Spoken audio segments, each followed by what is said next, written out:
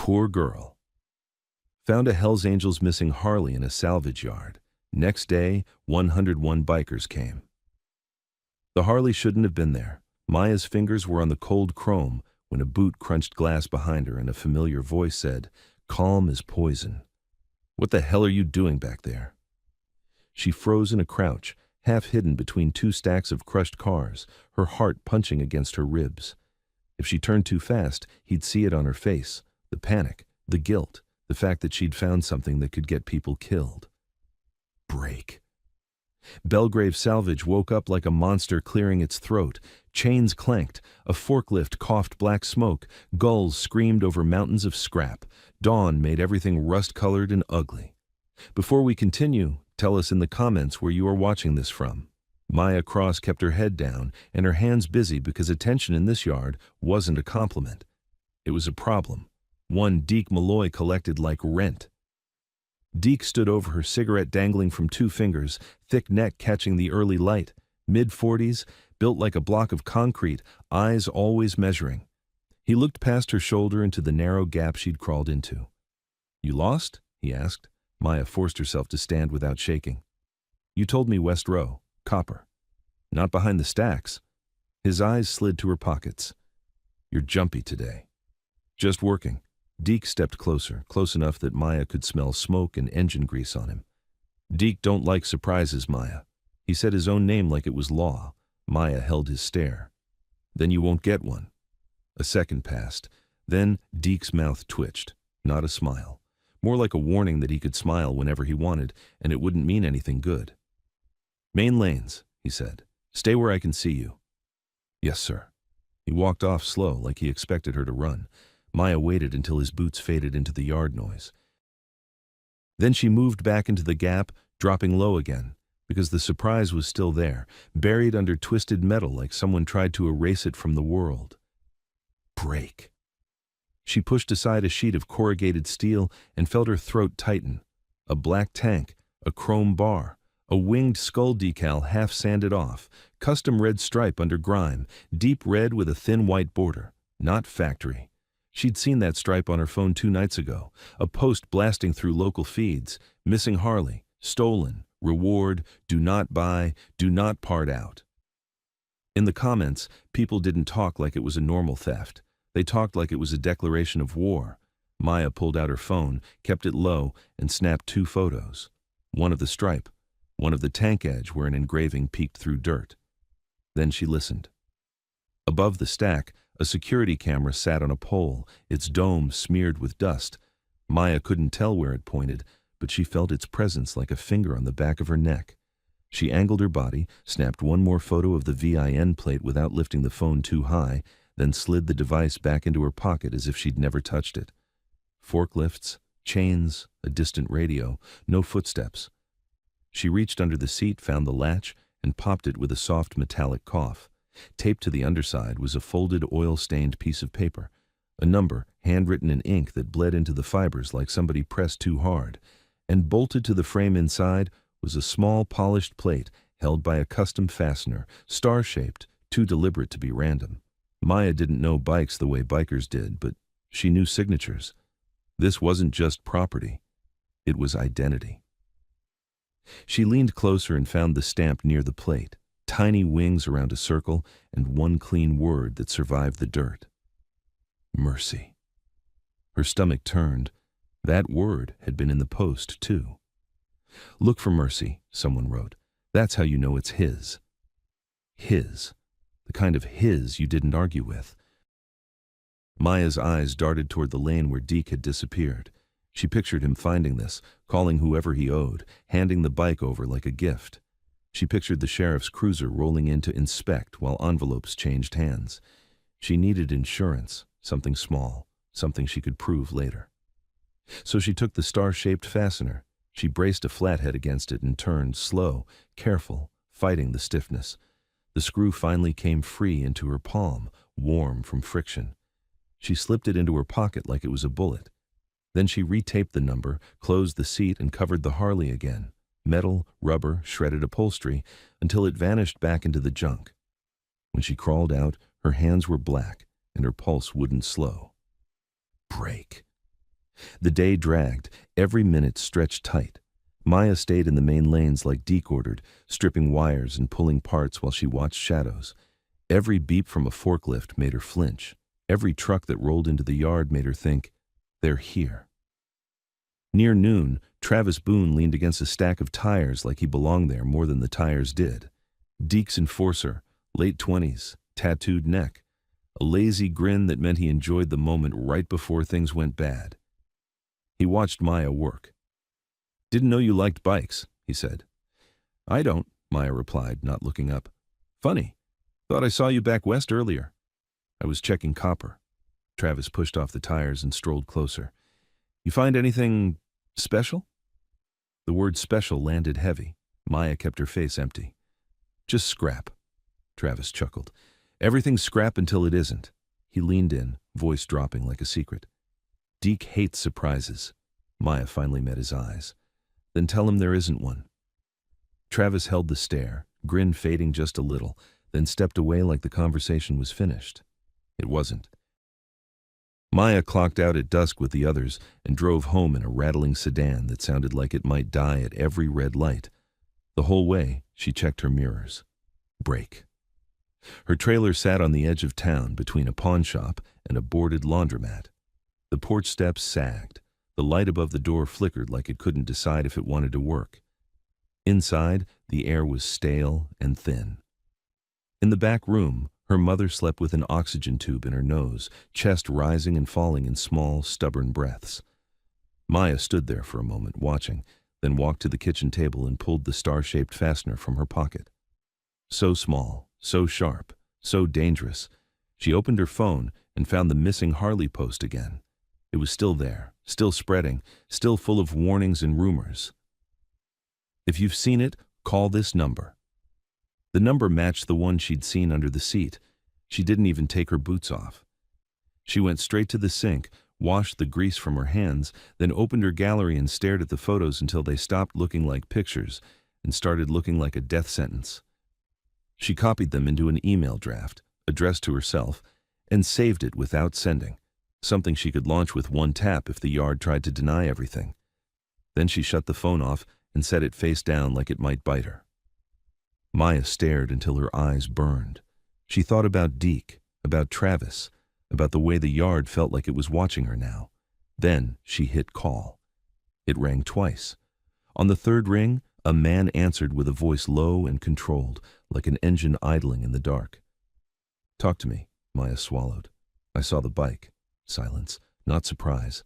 A pause like he was measuring her. "Where?" the man asked. "Belgrave, Salvage Yard, County Road 9. Another pause. Then a question so precise it made her skin go cold. "What's carved under the throttle clamp?" Maya's mouth went dry. "I didn't see the throttle, but I saw the mark." "Wings," and the word mercy. The line went very quiet. Then the man said, "Slower now. Do not move it. Do not tell anyone you called. What's your name?" Maya hesitated. Giving her name felt like stepping into a cage, but she'd already made the call. "Maya. Maya Cross." "Are you alone?" he asked. "My mom's here." A breath on the other end. "Lock your doors tonight. If anyone comes, you don't open. If anyone asks about a bike, you never saw one. You understand?" Maya gripped the phone. "Who are you?" "A friend of the man who owns that Harley," he said. "And are you coming?" Maya asked, barely keeping her voice steady. "Yes," the man replied, and there was steel in it now. "We're coming." The call ended.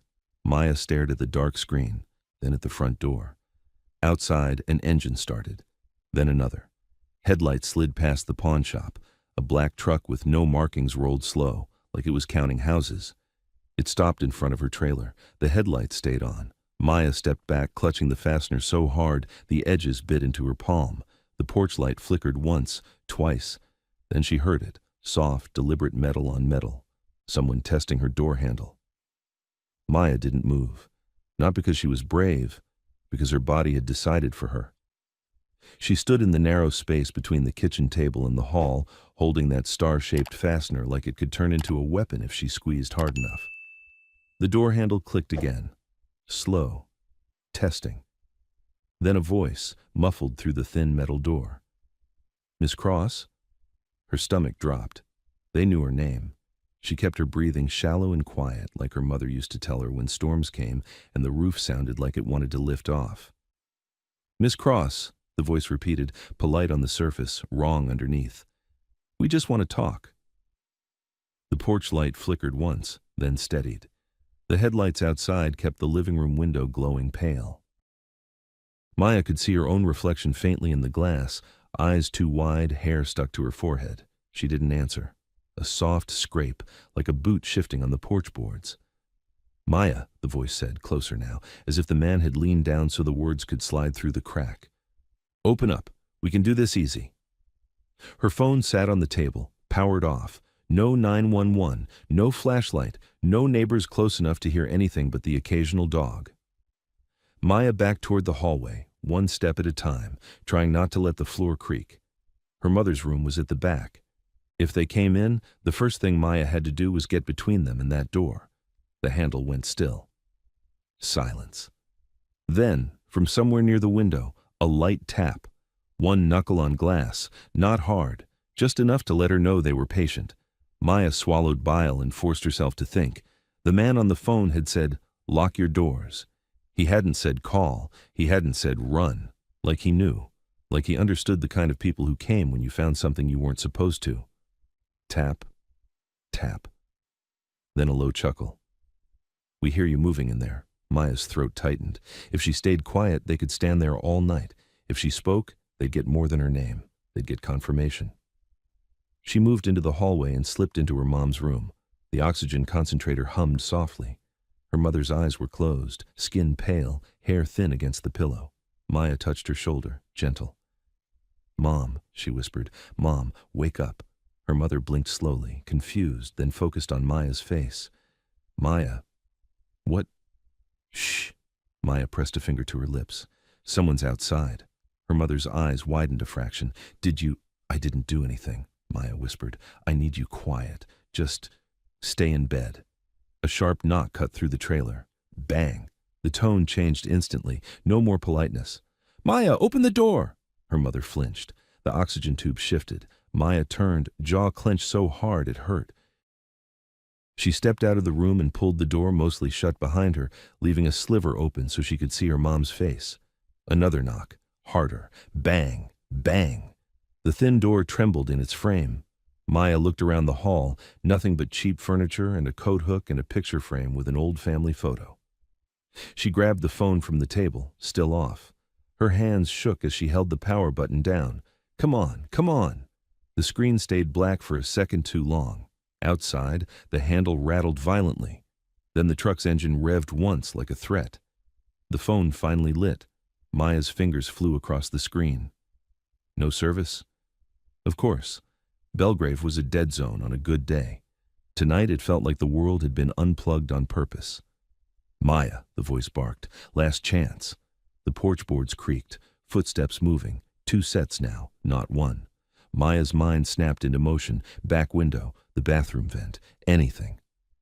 She ran into the bathroom, shoved the tiny window up. It stuck. She yanked harder, the frame squealing. The window rose 3 inches, then stopped against an old warped track. Not enough. A sudden metallic scrape from the front, like something being slid under the door. Maya's blood turned cold. She sprinted back into the hall and saw it, a thin strip of metal, flat like a ruler, moving between the door and the frame. They were trying to pop the latch. She threw her shoulder against the door, pressing her weight into it. The strip bent, slid out, slid back in. A second strip joined it. They knew what they were doing. Maya braced her feet. Her hands, slick with sweat, clenched the star fastener. Her mother called weakly from the room. "Maya, please." Maya didn't answer. She couldn't. If she spoke, the men would hear her voice and know exactly where she stood. They'd picture her, and that made her easier to hurt. The latch shifted a millimeter. The strip twisted. Maya shoved harder, teeth bared. Then, suddenly, the pressure stopped. The metal strip slid away like nothing had happened. Silence. Maya held her breath until her lungs burned. She listened for footsteps. None. Then the truck outside rolled forward a few feet, tires crunching gravel. It didn't leave, it just repositioned. Maya's eyes flicked to the living room window. She couldn't see the porch from this angle. She crept closer and peeked around the cheap curtain. The black truck sat there, headlights still washing the front of her trailer. But now the driver's door opened. A man stepped out, silhouette against the beams, tall, broad, a hat pulled low. He didn't walk to the porch. He walked to the mailbox, opened it, and slid something inside. Then he looked at the window, not at her. At the window, like he knew exactly where she was standing anyway. He lifted his hand and tapped the brim of his hat, slow and mocking. Then he got back into the truck. The engine idled another 2 seconds, and the truck finally rolled away. Maya stayed frozen long after the taillights vanished. She waited until the night noise returned, distant highway hum, a dog barking somewhere, the faint squeal of a train line. Only then did she move. She opened the front door an inch, chain still on, and stared at the mailbox from the doorway. The yard smelled like old dust and exhaust. She stepped onto the porch, keeping her back to the door so nobody could grab her from behind, and crossed to the mailbox with small, careful steps. Her fingers shook as she opened it. Inside was a single envelope, no stamp, just her name written in neat block letters. Maya Cross. She didn't open it on the porch. She snatched it, turned, went back inside, locked the door again, and leaned her forehead against the metal like she could hold the whole world out by force.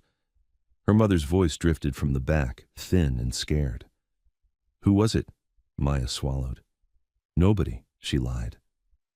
Then she sat at the table and slid a finger under the envelope flap.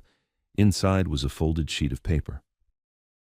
No threats, no long message, just a printout, grainy and black and white, of a photo she recognized instantly.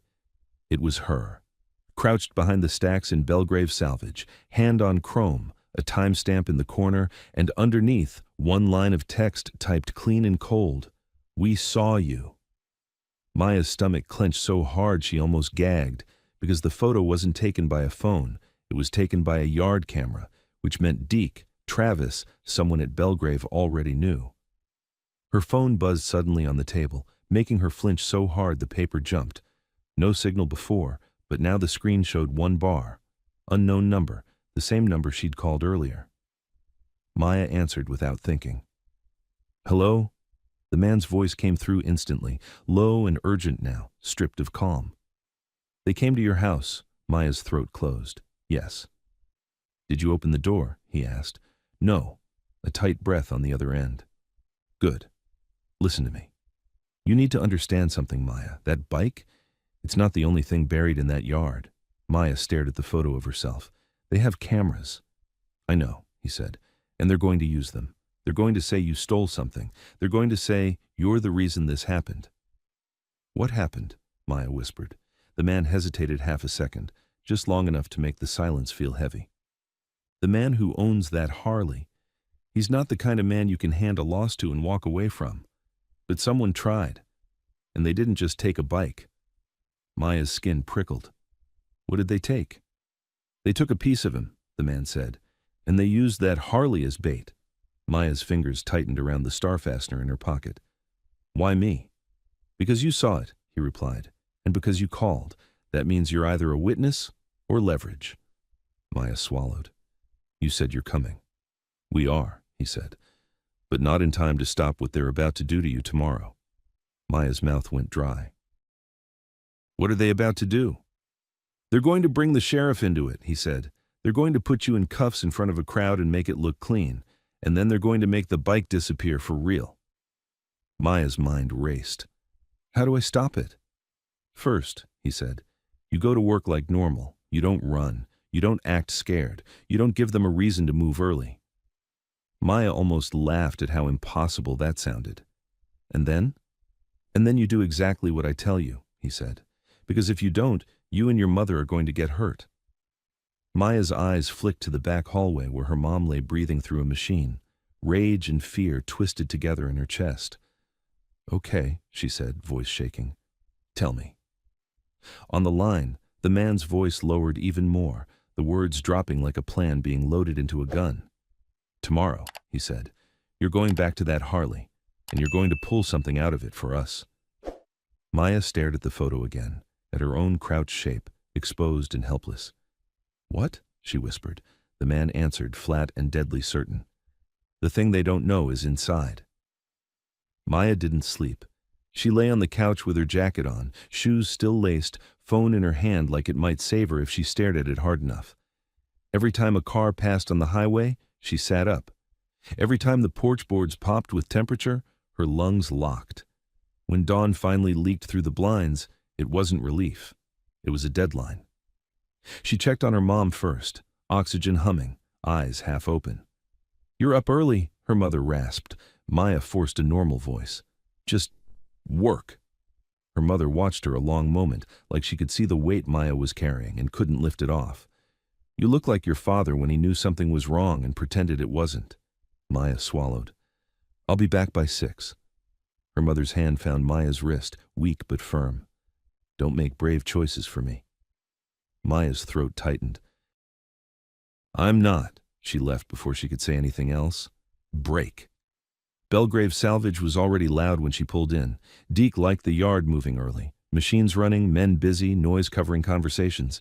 He liked it because noise could swallow mistakes. Maya parked in the employee strip and sat for 3 seconds with the engine off, gripping the wheel until her knuckles went pale. Then she got out and walked like she belonged there. She clocked in. She nodded at Kenny from shredding. She didn't look at the security pole. She didn't look at West Row. She went straight to the main lanes, picked up a bucket of tools, and started pulling copper like she'd been ordered. Normal. Inside, nothing was normal. Every few minutes she felt eyes, not random coworker eyes, the kind that catalog you, the kind that remember. When she bent to cut wiring, she caught a glimpse of Travis Boone across the yard, leaning near the office container with a coffee cup. He wasn't working. He was watching. When Maya looked away, she felt his gaze stay on her like heat. Break. Deke showed up at 9 with a clipboard he didn't need and a grin he didn't mean. "Maya," he called, loud enough for nearby guys to hear. "Come here." She wiped her hands on her jeans and walked over, keeping her face blank. Deke tapped the clipboard as if he was doing real management. "We're doing a restack today, West Row. Need someone small who can get between the piles. You."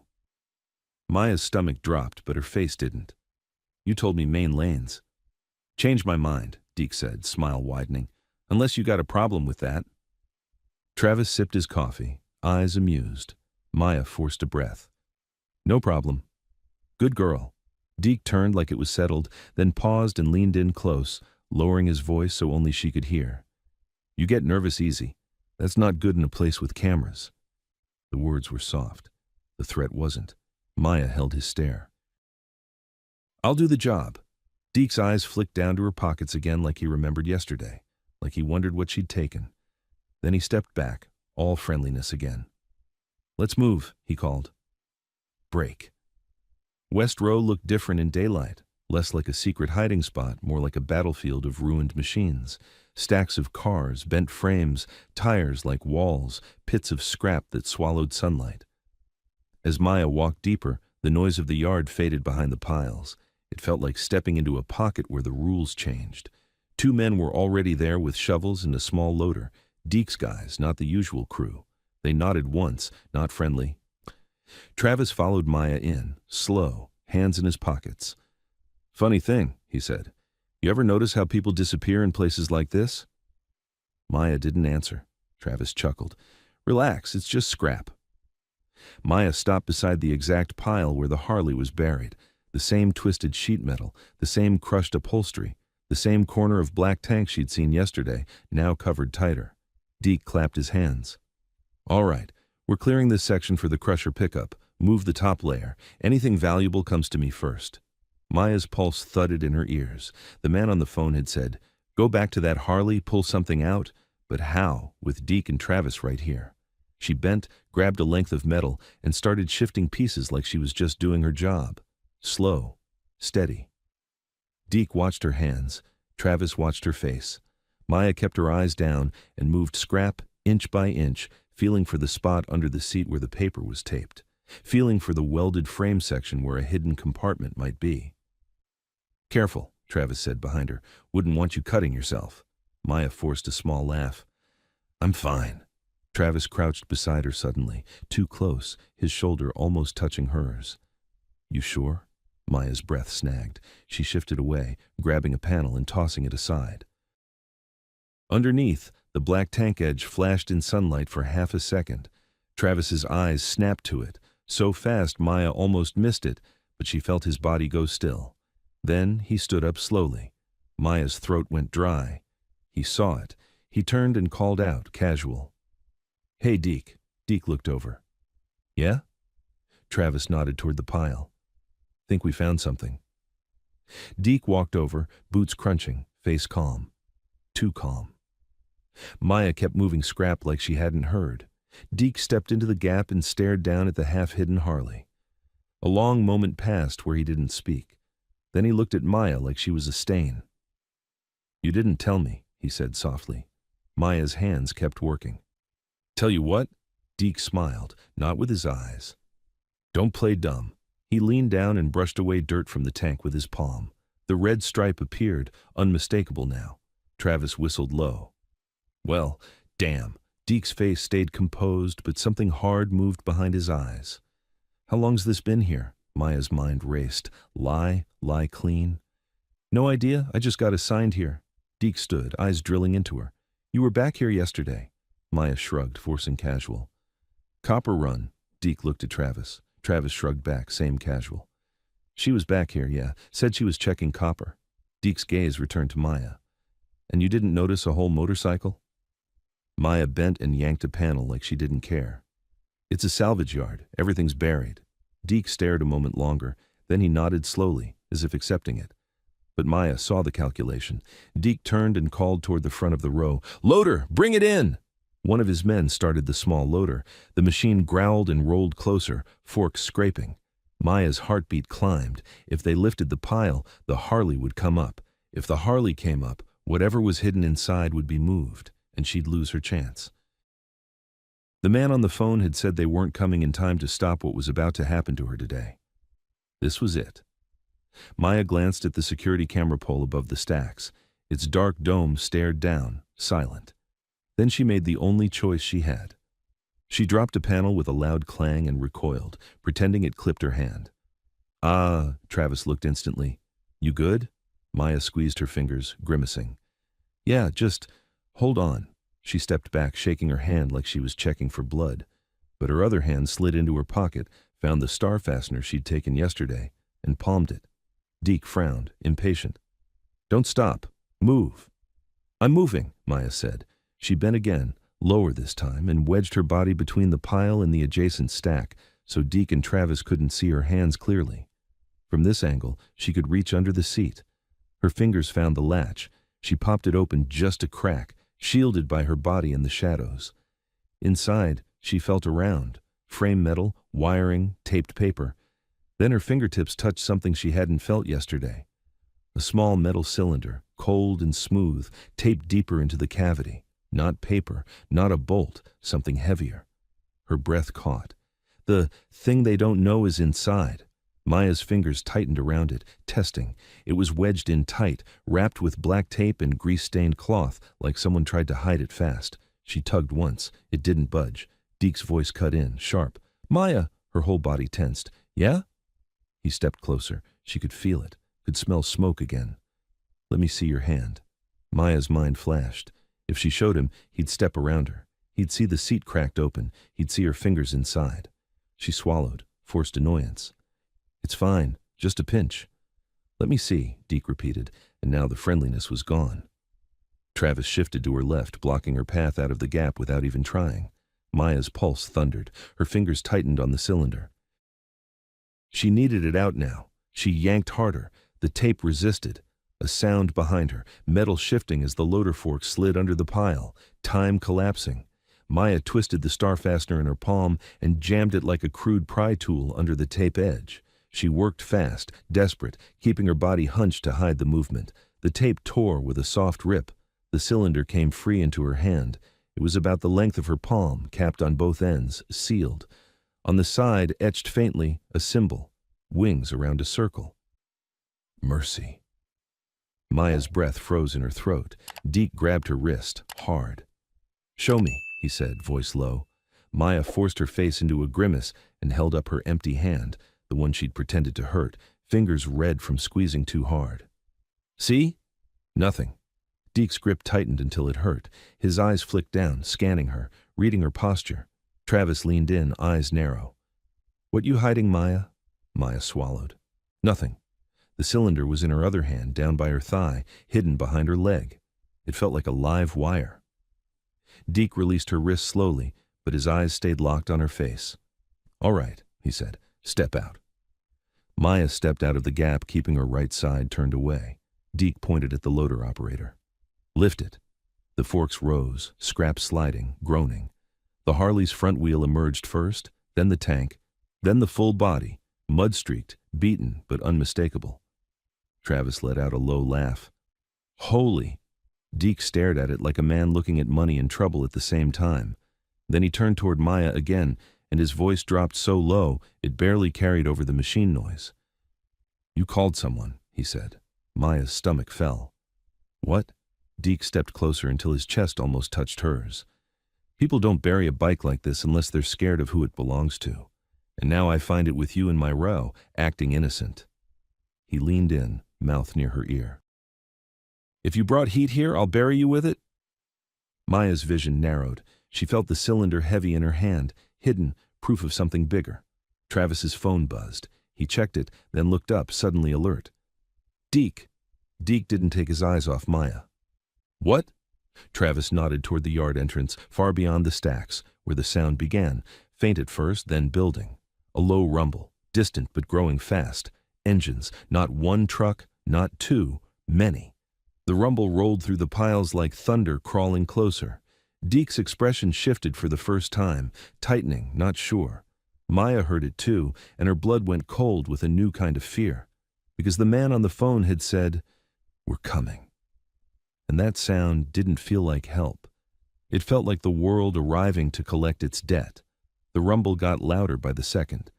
It didn't sound like one convoy. It sounded like a tide, engines stacked in layers, rolling over each other until the scrap piles seemed to vibrate. Even the forklift operator eased off the throttle and looked toward the front of the yard like he'd just remembered he had a spine. Deke's jaw worked once. His eyes flicked to Travis. Travis was already backing up, scanning the lanes. That's not ours. No, Deke said, voice tight. That's not ours. Maya stood with her right hand behind her thigh, the sealed cylinder pressed against her palm, sweat slicking the metal. Every instinct screamed at her to run. But Deke's men were between her and the only open lane out, and the stacks around them made the west row a funnel. The Harley hung in the air on the loader forks like a trophy that didn't belong to anyone here. Then Deke snapped back into control, at least he tried to.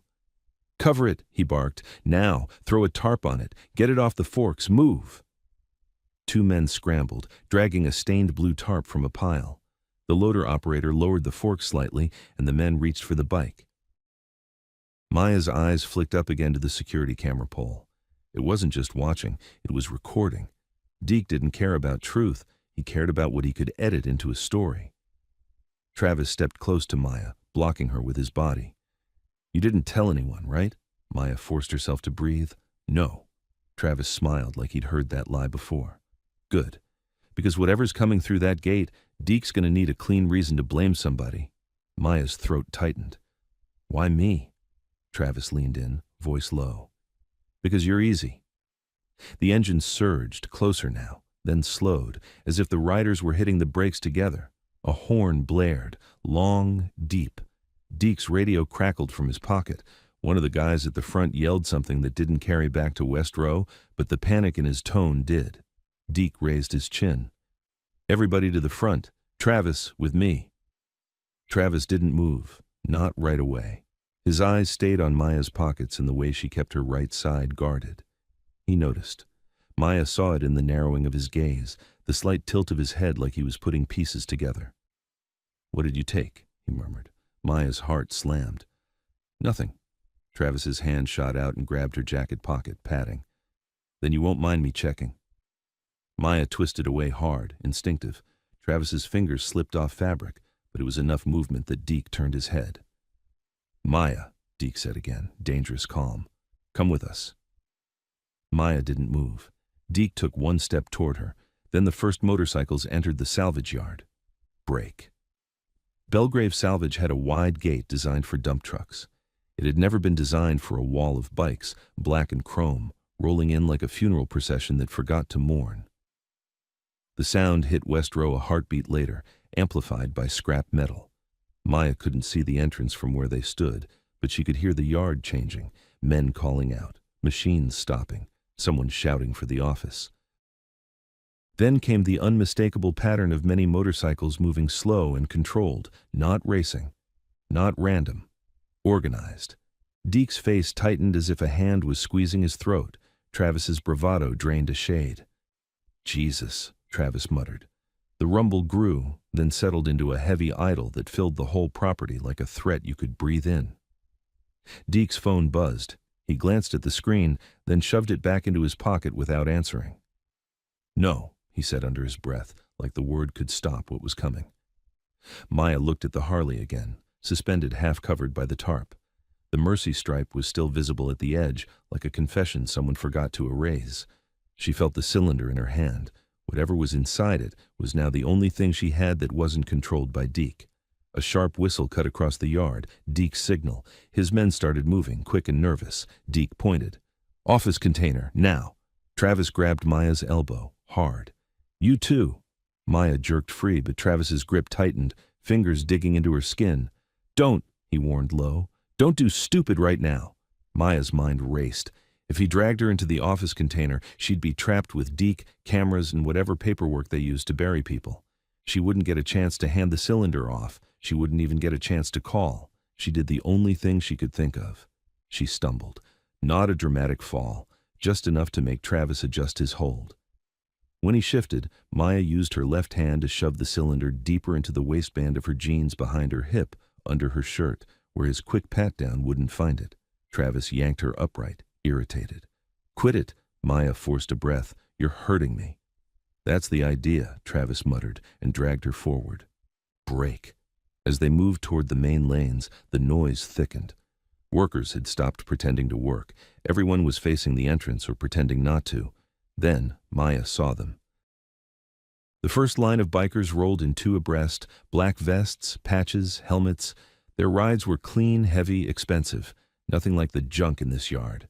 Behind them came more and more, rows, 100 at least. They moved like a unit, not a crowd. Every head turned the same way. Every bike stopped at the same time, engines idling like animals ready to bite. They didn't fan out like chaos. They formed a semicircle, a containment. Maya's stomach flipped. In front of them stood three men without helmets. One in the center was older, broad in the shoulders, gray at his temples, beard trimmed close. His eyes didn't wander. They pinned the yard like he was reading it, measuring it, deciding what could be taken apart. The man on the phone had sounded like that, controlled, certain. Deke walked forward with his hands visible, his yard smile on, the one he used when inspectors came around. Gentlemen, can I help you? The older biker didn't answer immediately. He looked past Deke, scanning. His gaze landed on the yard workers, on the machinery, on the distant stacks. Then, when he spoke, his voice was calm enough to be terrifying. We're here for what was taken. Deke chuckled like this was a misunderstanding. Taken? This is a salvage yard. People dump. The biker cut him off with a small lift of his hand. Not aggressive, final. A Harley, he said. Black, custom stripe. Word carved into it. Deke spread his hands. I don't know anything about... The biker's eyes shifted slightly to Travis, then to Maya. And Maya knew with a sick certainty that this man didn't need Deke to confess. He already had pieces. He just wanted to see who lied first. Travis squeezed Maya's elbow again, warning. Deke's smile stayed glued on. You got the wrong place. The older biker nodded once like he'd expected that. Then he said very softly, Open your gates. Deke's smile tightened. Excuse me? Open your gates, the biker repeated, still soft. And you let my men look. Or we do it without you. Behind him, the line of bikes didn't move, but the air shifted, like a crowd holding its breath.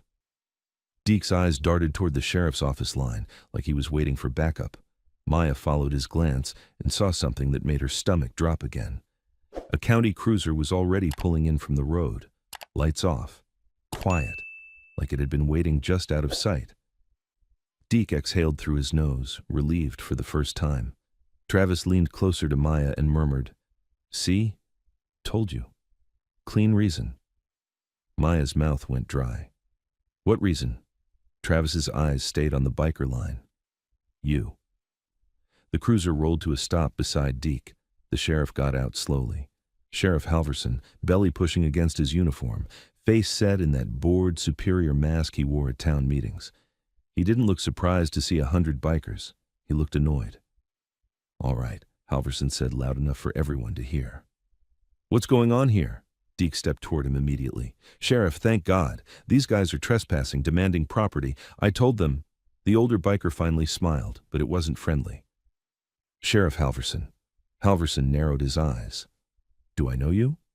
"You know what you did," the biker replied. That landed. For the first time, Halverson's mask slipped a fraction. Deke jumped in, too eager. "Sheriff, we've got an employee who might be involved. She's been acting strange. Back where she shouldn't be. I think she's the one who brought them." Maya's blood turned to ice.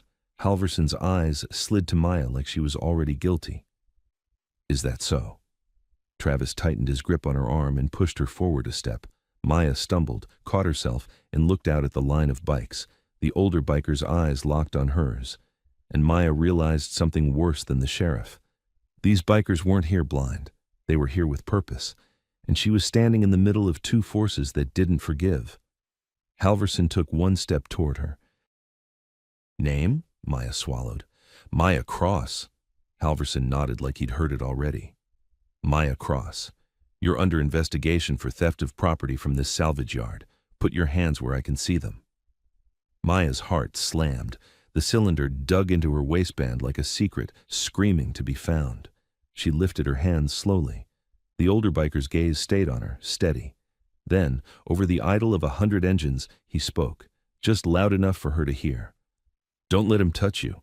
Halverson reached for his cuffs, and Travis's hand slid toward Maya's waistband, like he'd decided to check for himself.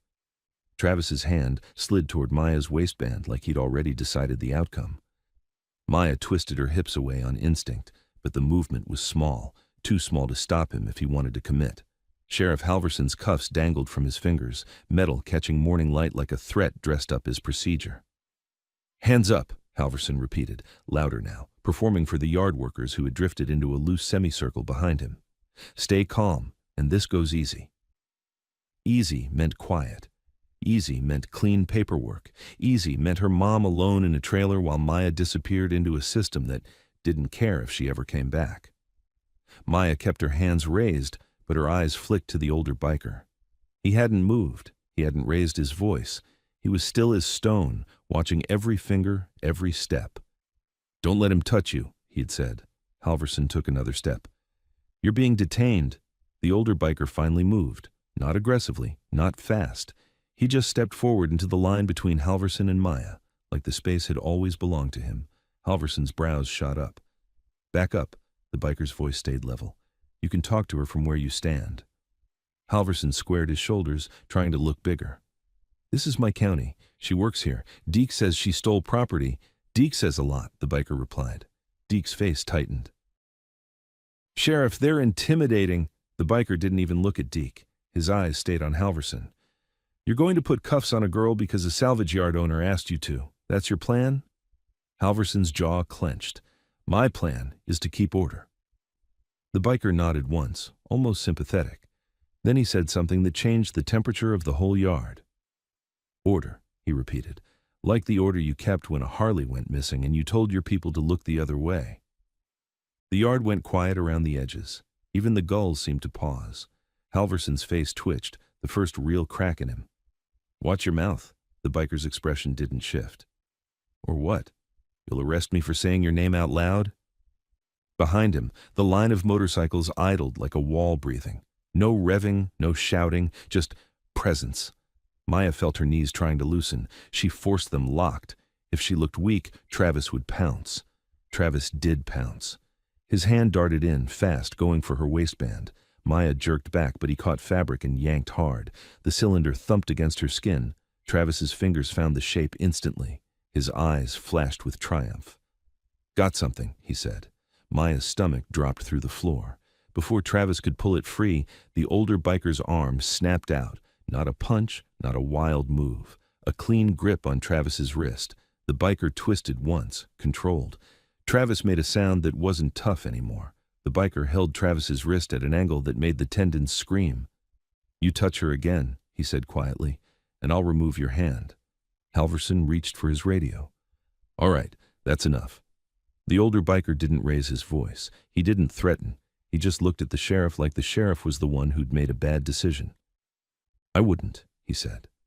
That was all. Halverson hesitated. And in that hesitation, Maya understood something. Halverson had expected noise, chaos, a biker tantrum.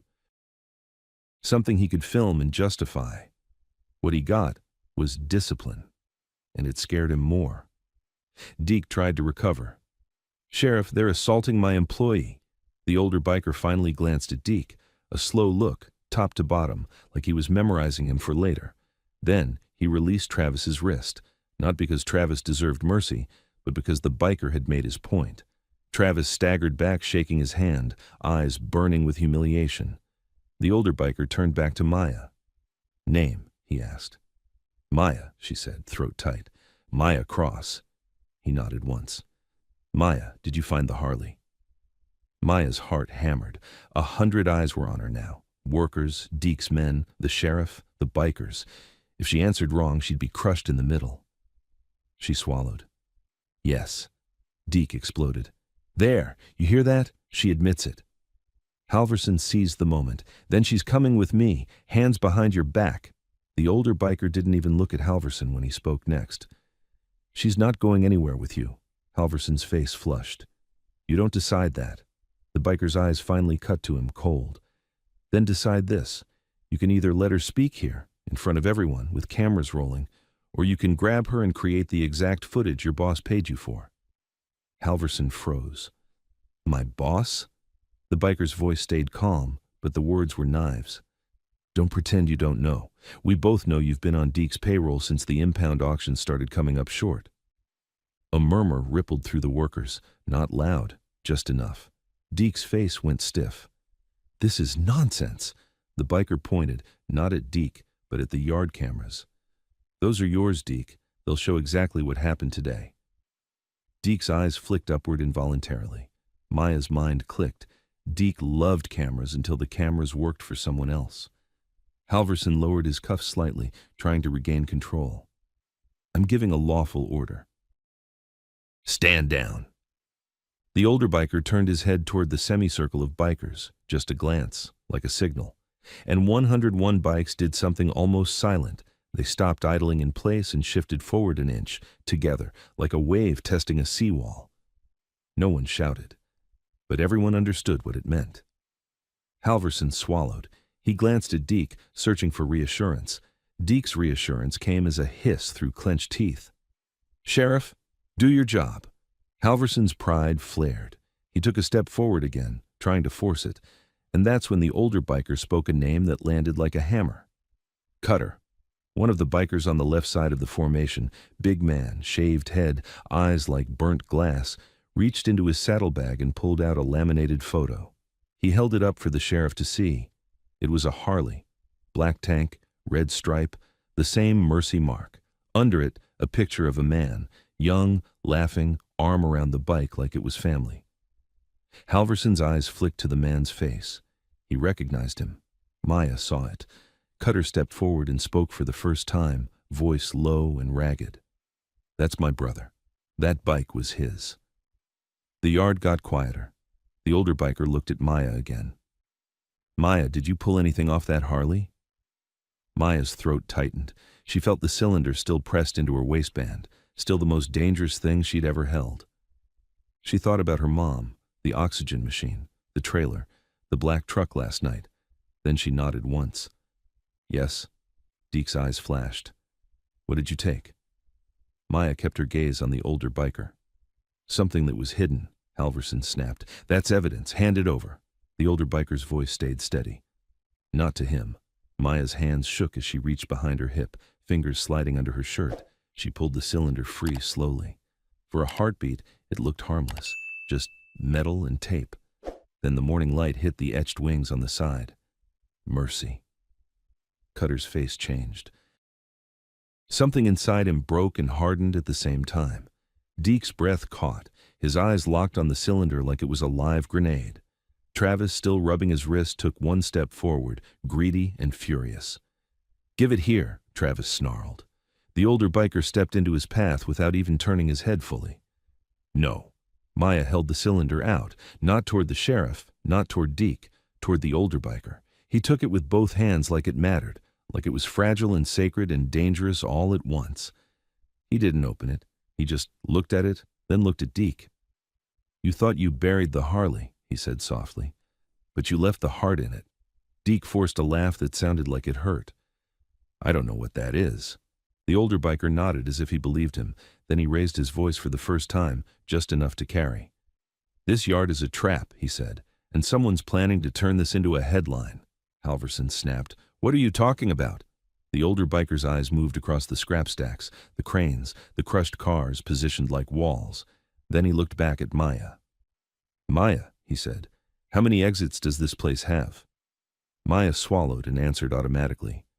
"One main gate, one service gate on the south fence, usually chained." Deke's face tightened. The biker nodded once. "Chained," he repeated. He turned to Cutter. "Get eyes on the south fence." Cutter nodded and signaled two men, who peeled off instantly, riding slow but purposeful along the yard's perimeter. Halverson lifted his radio again. "I'm calling backup." The older biker didn't stop him. He just said quieter now, "Do it." Halverson hesitated, then spoke into the radio. "Unit," a sharp crack cut the air, not a gunshot. A loud metallic snap from somewhere behind the stacks. Every head turned. Then another sound. Heavy machinery starting up, not in the main lanes, but deeper inside the yard. A crane. Deke's eyes darted toward West Row. His face went pale. The older biker watched him closely. "What did you just start, Deke?" Deke's mouth opened, then closed. Because whatever was starting back there wasn't meant for moving scrap. It was meant for closing the yard. Travis backed away slowly, eyes scanning, suddenly nervous. Maya felt the hairs rise on her arms, because the noise from the crane wasn't random. It was timed. And for the first time, Maya understood what the man on the phone meant. They didn't bring 101 bikers here to recover a bike. They brought them here to be boxed in. The crane arm rose above the stacks like a giant waking up. And then, from the south fence line, Cutter's voice came through, loud and sharp over the engines. "Boss, south gate's chained and there's a fuel truck parked against it." The older biker's face didn't change, but his eyes did. "All right," he said, calm as death. "Now we know what kind of day this is." He turned to Maya. "Stay close to me." Maya's throat went dry. "What's happening?" The older biker answered without looking away from Deke. "An ambush," he said, and then the first real gunshot cracked the air, sharp, unmistakable, somewhere high above the scrap piles. The gunshot didn't echo the way it should have. It cracked and vanished into the scrap like the yard swallowed it, metal and rubber eating sound, so for a fraction of a second, Maya's brain tried to pretend it hadn't happened. Then, a worker near the shredder line yelped and dropped, clutching his shoulder, and the whole place snapped into reality at once. People scattered. Someone screamed. A forklift reversed too fast and clipped a stack of rims, sending them clanging like bells. Sheriff Halverson flinched, then immediately squared up, eyes darting toward the bikers like he expected them to start firing back. But the Hells Angels line didn't break. They moved like they'd been waiting for this exact moment. The older biker, Maya's anchor in the storm, grabbed her by the back of her jacket and pulled her down behind a low wall of stacked tires. "Down," he said, calm, precise. Maya hit the dirt hard, gravel biting her palms. The smell of hot oil and rust filled her nose. Her heart hammered so loud she couldn't hear anything else for a beat. Then more cracks popped. 2, 3, higher up, not aimed at the bikers, a little off, like someone wanted fear, not hits. Halverson barked into his radio. Shots fired at Belgrave Salvage, send units." Deke was yelling too, but it was different, panic buried under forced control. "Everybody inside, move, move!" Travis looked like he wanted to crawl out of his skin. He wasn't in charge anymore, and he knew it. The older biker lifted his head a fraction, eyes scanning the stacks for angles. Then he turned slightly and spoke to a man beside him without raising his voice. "Patch, kill the cameras." A biker with a compact backpack nodded and moved, fast but not frantic, staying low as he crossed open gravel toward the nearest camera pole. Halverson saw the movement and shouted, "Hey, stop!" He raised his gun, not at the shooter, but toward Patch. The older biker's gaze snapped to him. "Put that away." Halverson hesitated, caught between pride and survival. "This is an active shooter." "And you're aiming at the wrong person," the older biker said. Another shot cracked, closer this time. Dirt kicked up near Halverson's boot.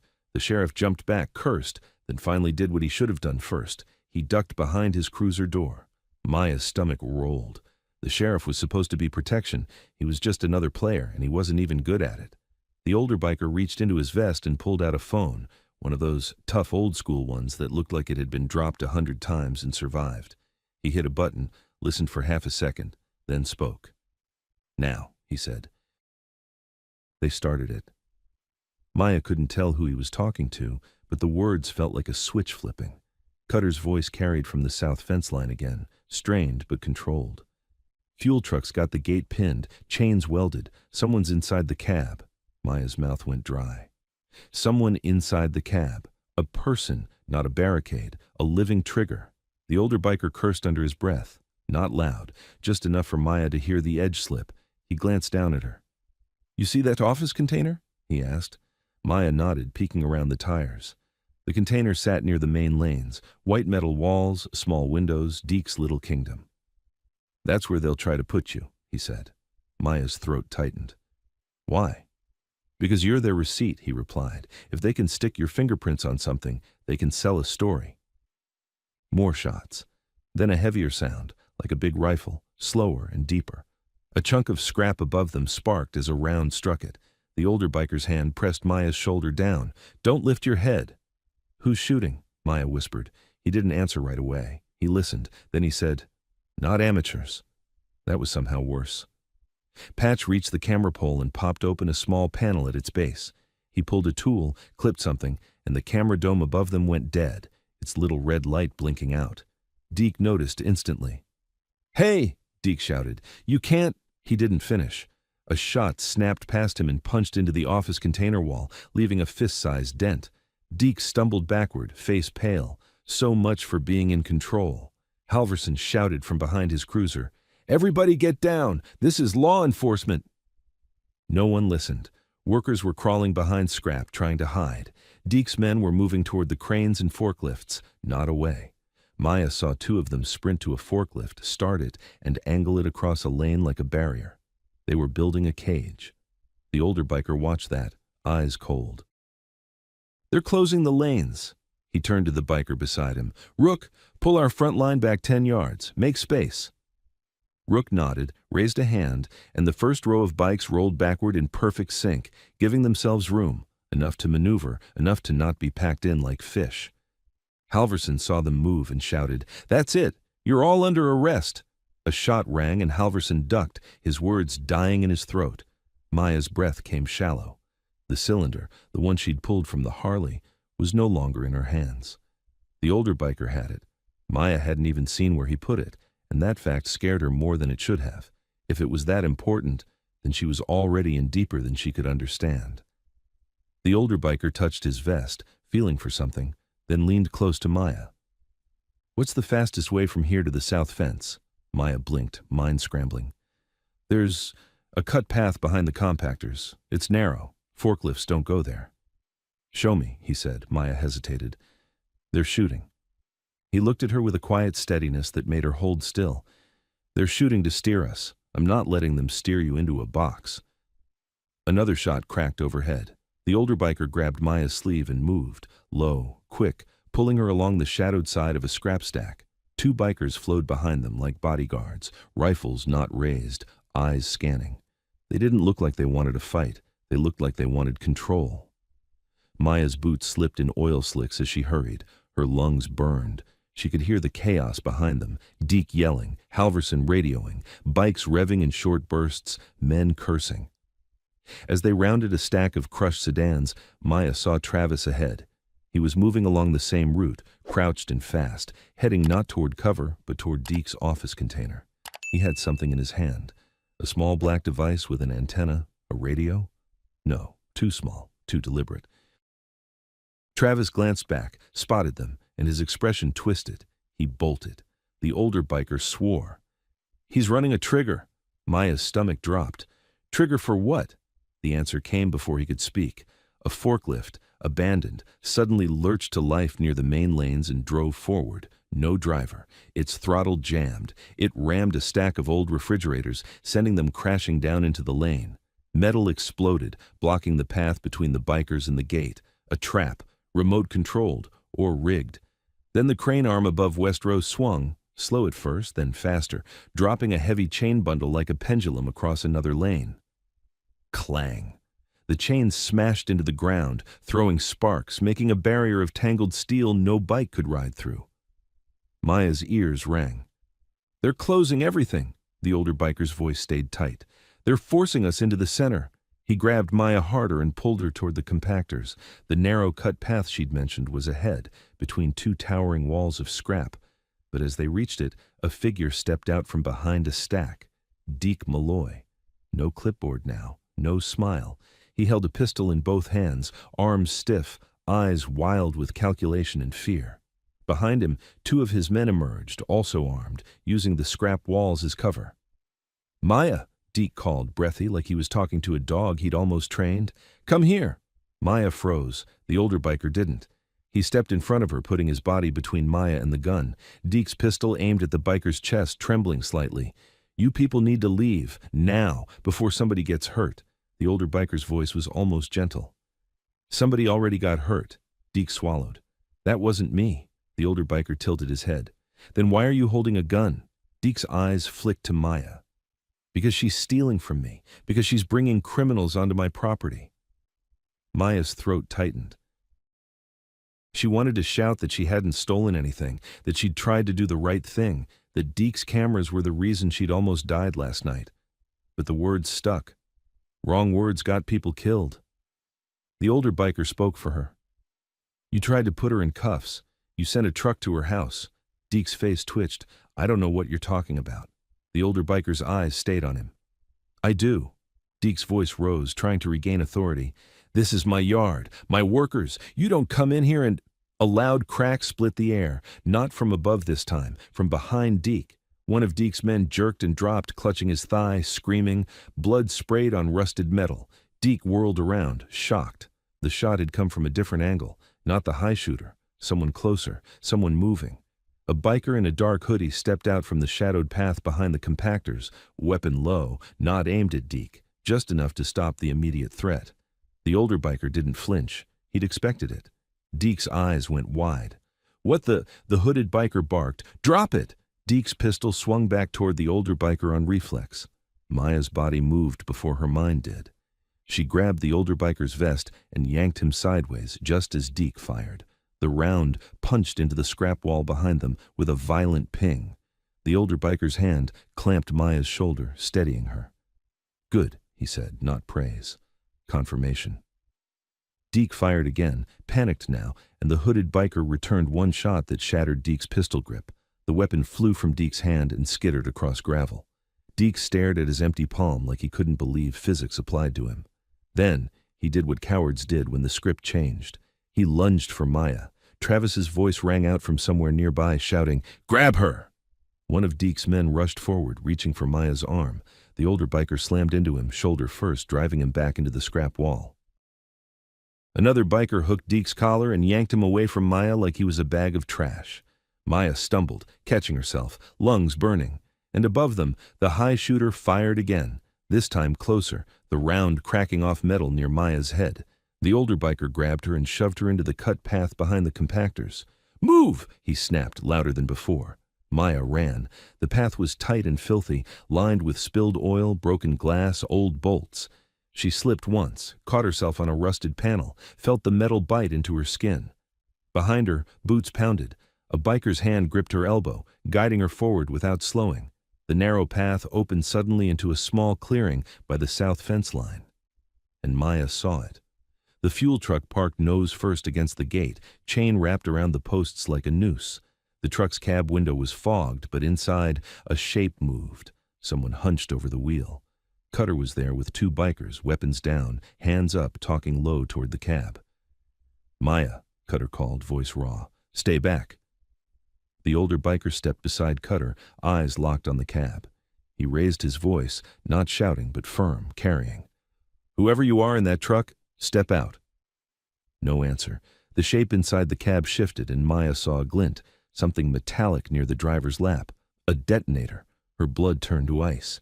Because the fuel truck wasn't just blocking the gate, it was a bomb on wheels, and the person inside was ready to light it.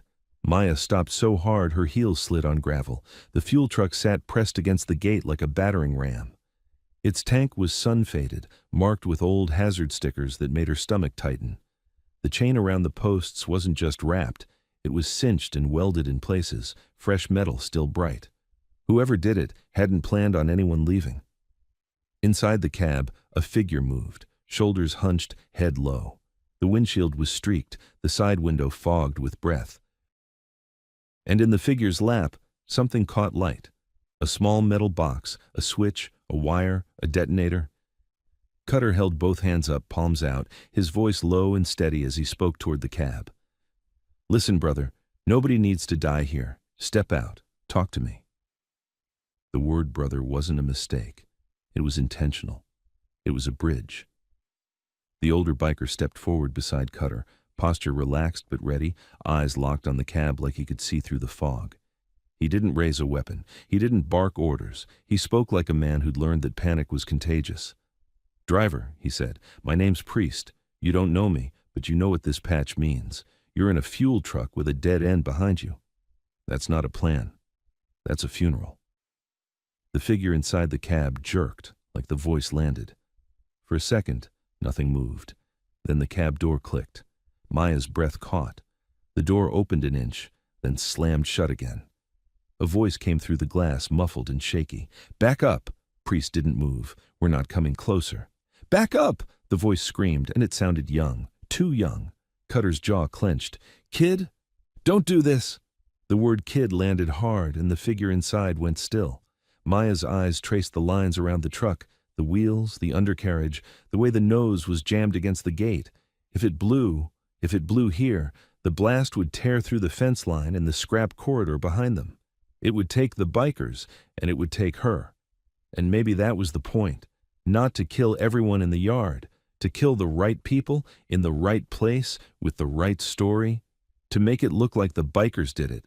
Behind them, chaos still rolled across Belgrave. Distant gunshots popped. A crane chain clanged like a bell. Sirens started to wail far off. Backup coming late, exactly as planned. Maya's hands were shaking, but she forced herself to look closer at the cab. A sticker on the inside of the windshield, half peeled. A small black and white patch logo. Not Hell's Angels, something else. A smaller crew mark, a local club maybe. One that worked under bigger hands. Priest saw Maya staring. He leaned slightly toward her without taking his eyes off the cab. "You recognize that?" Maya swallowed. "No, but it's not yours." "Didn't think so," Priest murmured. The cab voice screamed again, ragged now. "You think you can scare me? You think I won't do it?" Priest's tone stayed calm. "I don't think you want to." A harsh laugh came from inside, then a choking sound, like the person was crying and trying to hide it. "You don't know what they'll do to me." Cutter's face softened a fraction. "Who'll do what?" Silence. Then a whisper, barely audible through the glass. "Malloy." Maya's stomach tightened. "Deke." Priest's eyes narrowed. "Deke Malloy put you in that truck?" The figure inside the cab shifted. The metal glint moved too, detonator tilting as the person's hands trembled. A second voice cut in from behind Maya, sharp and urgent. "Maya." She turned her head and saw Travis Boone at the mouth of the cut path, half hidden behind scrap. He was breathing hard, eyes wild, hair plastered to his forehead. In his hand was that small black device again, the one with an antenna. He'd followed them. Priest didn't turn fully. He just shifted his stance slightly, shielding Maya. Travis shouted, voice cracking with anger and fear. "You think you can take her? You think you can take what's ours?" Cutter snapped. "Back up!" Travis lifted the device like a trophy. "I got a button too," the cab figure screamed. "No!" Maya's blood ran cold. 2 triggers, one in the cab, one in Travis's hand. Deke had built redundancy. If the driver chickened out, Travis could press it. If Travis got grabbed, the driver could still go through with it. Priest's eyes stayed on Travis now, but he spoke to Maya, low and fast. "Where's Deke?" Maya swallowed. "Back near the compactors, he tried to grab me." Priest's jaw tightened. "So this is his finish line." Travis took a step forward, pointing the device at them like it was a gun. "Everybody on the ground, now!" His voice was desperate. He wasn't commanding. He was trying to keep control before it slipped. Cutter's hands stayed up. "Travis, don't be stupid." Travis's eyes flicked to Maya. "You little rat, you brought them here." Maya's throat tightened. "You sent a truck to my house." Travis's face twisted. "That was a message." Maya's voice came out raw. "A message to my mother too?" For a second, something flickered in Travis's eyes. Hesitation, maybe shame. Then, the distant sirens got louder, and Travis snapped back into fear. "Shut up!" He raised the device higher. "I'll do it. I swear I'll do it." Inside the cab, the figure's fists slammed the steering wheel. "Stop! Stop!" Priest moved one step forward, not toward Travis, but sideways, putting more scrap between them and the cab. He kept his hands visible. "Travis," Priest said, voice like steel wrapped in velvet, "you press that and you're not leaving this fence line alive." Travis barked a laugh that sounded like he didn't believe his own courage. "You ain't gonna shoot me. Your boss wants his bike back. You don't want the cops seeing you murder." Priest interrupted, cold now. "You think this is about a bike?" That landed on Travis. His smile faltered. Priest continued. "That Harley belonged to a man you helped bury, and the thing you're trying to blow up right now? It's the proof." Travis's eyes narrowed. "Proof of what?" Priest didn't answer him. He glanced toward Maya for a fraction of a second, and Maya understood. The cylinder. Whatever was inside it wasn't just a ledger, it was leverage. It was the reason Deke wanted her in cuffs, not dead. He needed her blamed, then removed. Travis's gaze darted to Maya's waist like he was checking if the cylinder was still on her. It wasn't. His eyes widened a fraction. "You gave it to him," Travis whispered. Priest's face didn't change. "Yes." Travis's breathing sped up. He looked over his shoulder as if expecting Deke to appear and save him. Instead, a loudspeaker voice boomed from the yard side. Sheriff Halverson, finally acting like law enforcement. "This is Sheriff Halverson. Everyone at the south gate, drop your weapons and step away from the vehicle." Halverson's voice didn't sound like he cared about the fuel truck. It sounded like he cared about being heard on record. Travis's head snapped toward the sound. "Sheriff, they've got the girl! They've got—" Priest's eyes narrowed. "He's talking to you like you're his co-worker." Maya's stomach twisted. Halverson wasn't coming to save anyone. He was coming to control the narrative. The cab figure started sobbing openly now, voice muffled. "Please, I don't want to. Cutter lowered his voice, gentle. "Then don't. Open the door. Let us pull you out." The cab door handle moved slowly from inside. Travis saw it too. His face hardened. "No." He raised the device and his thumb hovered over the button. Maya's body moved before her mind caught up. She lunged, not at Travis, but toward the ground beside her where a length of rusted chain lay half buried in gravel. She snatched it up and hurled it with everything she had. The chain whipped through the air and smashed into Travis's forearm. The device flew from his hand, skittering across gravel toward the fence. Travis screamed and grabbed his arm, stumbling. Cutter reacted instantly. 2 strides, diving low, sliding on gravel to cover the device with his body so nobody could reach it. Priest moved toward Travis like a shadow. Travis backed up, eyes wild. Don't touch me!" Priest grabbed Travis's collar and slammed him against the scrap wall, pinning him. "Where's the other trigger?" he demanded. Travis spat, eyes bright with panic. "In the cab, always in the cab." Priest's eyes snapped to the truck. The cab figure's hands were on the door now, shaking. Priest shouted, loud enough to cut through everything. "Don't open it yet!" Too late. The cab door swung open and a young man tumbled out onto the gravel, maybe 19, skinny, face streaked with sweat and tears. His hands were empty. But behind him, in the cab, wires ran under the seat, and a second device sat on the passenger side floor. The kid cried, "I didn't press it! I didn't!" Cutter crawled backward, still shielding the first device, shouting, "Priest, there's a second one!" Priest's eyes locked on the cab floor. Then his gaze flicked up fast toward the salvage yard stacks, because the high shooter had gone quiet, and silence up there meant repositioning. Maya's chest tightened. "What now?" Priest grabbed the kid by the jacket and yanked him behind the truck's front wheel, using it as cover. "Now we stop the story they're trying to write." He looked at Maya, voice low, urgent. "You're coming with me." Maya blinked. "Where?" Priest's answer was immediate. "To the only man who can end this without a match." He jerked his head back toward the yard. "Deke." Priest didn't wait for Maya to agree. He took her wrist, not rough, not gentle, just certain, and pulled her back through the cut path toward the heart of the salvage yard. Cutter stayed behind with 2 men to secure the triggers and keep the kid alive, while the rest of the perimeter riders held the south gate line like a dam. Behind them, Sheriff Halverson's loudspeaker kept barking orders that nobody followed. It sounded less like command and more like a man narrating for an imaginary camera. "This is law enforcement. Step away from the vehicle," Priest muttered. "He wants audio, not a solution." They moved low between scrap walls, using stacks as cover. Maya's lungs burned from running in fear. Her palms were slick. The yard smelled like fuel and hot metal now, the kind of smell that made everything feel one spark away from becoming a headline.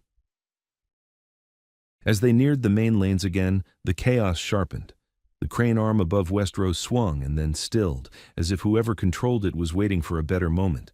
Forklifts sat abandoned like frozen animals. Workers lay behind piles, peeking through gaps. Some were filming with shaking hands. Bikers were spread in controlled positions, not forming a brawl, forming lanes of safety. They waved civilians down, pushed them behind cover, held lines. It was the opposite of the riot the sheriff wanted. Priest steered Maya behind a stack of engine blocks and leaned close. "Listen," he said. "In a few minutes you'll hear shouting, maybe sirens, maybe another shot. None of that matters. You don't move unless I move." Maya swallowed. "Where are we going?" Priest's eyes tracked the office container across the open lane. Deke's white metal box sat with its door half open, like it was breathing. "There," Priest said. "That's where your paperwork lives." Maya's stomach tightened. "He'll say I stole it." "He already did," Priest replied. "That's why you're going to say something first." "What do you mean?" Priest's hand pressed the front of his vest, feeling for the cylinder. "That thing you pulled out of the Harley, whatever's in it, was hidden because someone didn't want it found. If Deke gets it back, it disappears again. If the sheriff gets it, it disappears with a stamp on it." Maya stared at him. "So what do we do?" Priest's mouth tightened. "We make it public." Maya's thoughts snapped to her mom alone in the trailer, to the black truck, to the envelope with the photo. Public sounded like a word people said right before they died. Priest read it on her face. "Public doesn't mean brave speeches," he said. "Public means you don't let one man own the story." He glanced past her shoulder. 2 bikers moved along the scrap line toward the office container's backside, quiet as shadows, setting positions. "We're going to the container," Priest said. "You're going to point at what you saw. You're going to tell me where the Harley was buried. You're going to tell me who tried to put cuffs on you, and you're going to do it where cameras can't be killed." Maya's throat tightened. "Your cameras?" Priest shook his head slightly. "Everybody's cameras. The town, the workers, whoever's streaming. If it's in 10 phones at once, Halverson can't erase it." Maya felt cold. "Deke will try to kill me." Priest's voice stayed low. "He already tried." A sharp crack echoed from somewhere high again. 1 shot, then silence. Not near them, but close enough to make everyone flinch. Priest didn't flinch. He counted under his breath, listening to the direction and the decay of the echo. Then he said, "He's repositioning." "He?" Maya whispered. "The shooter up top." Priest's eyes swept the scrap towers. "He's not here to hit us. He's here to control us, to make a moment. A moment, like a staged arrest, like a staged explosion, like a staged biker riot." Maya realized suddenly that nothing she'd done had been the first domino. The dominoes were lined up long before she found the Harley. She just bumped into them. They moved again, crossing a short open patch between 2 stacks. Priest pulled her by the elbow, fast, then slammed them behind a crushed bus frame. From here, Maya could see the office container more clearly. And she saw Deke. He stood in the doorway with a phone pressed to his ear, face tight with rage. Travis was with him, one arm dangling, still in pain, still alive, eyes darting like a trapped animal. Two of Deke's men held rifles low, sweeping the lanes. Deke snapped into the phone. "I don't care. Do it now. He's here. They're here." Priest watched, eyes flat. "He's calling the final act." Maya's mouth went dry. "What's the final act?" Before Priest could answer, Halverson's cruiser rolled closer, tires crunching gravel, positioning itself at a slight angle as cover. Classic. The sheriff stepped out, weapon drawn now, chest out like he'd finally decided to play hero. He shouted across the lanes, "All of you, hands visible! You are trespassing on private property. Anyone interfering will be detained." His eyes kept flicking toward the line of bikers, hunting for a reaction. He wanted someone to give him a reason. Priest leaned out from behind the bus frame and raised his voice, not shouting, just carrying. "Sheriff," he called, "you gonna arrest the guy shooting at civilians too?" Halverson's head snapped toward Priest. "Who the hell are you?" Priest didn't answer the identity question. He raised his voice again. "There's a shooter in your yard. There's a fuel truck wired to blow at the south gate, and you're talking about trespassing." Halverson's face flushed. "Step out where I can see you." Priest stayed behind cover. "I can see you fine." A few workers started filming again, their hands braver when they heard a calm voice calling the sheriff out. Deke saw the shift. His eyes moved across the lane and found Priest's position, his lips pulled back, more snarl than smile. He shouted, "Sheriff, that's the one! That's the leader! He threatened my people!" Halverson latched on instantly. "You, drop your weapon and come out!" Priest called back. "You first! Drop your paycheck!" Halverson's face twitched. Maya's pulse hammered. The yard felt like a pot about to boil over. Priest leaned close to Maya again. "When I move, and you keep your eyes on Deke, not Halverson." Maya swallowed.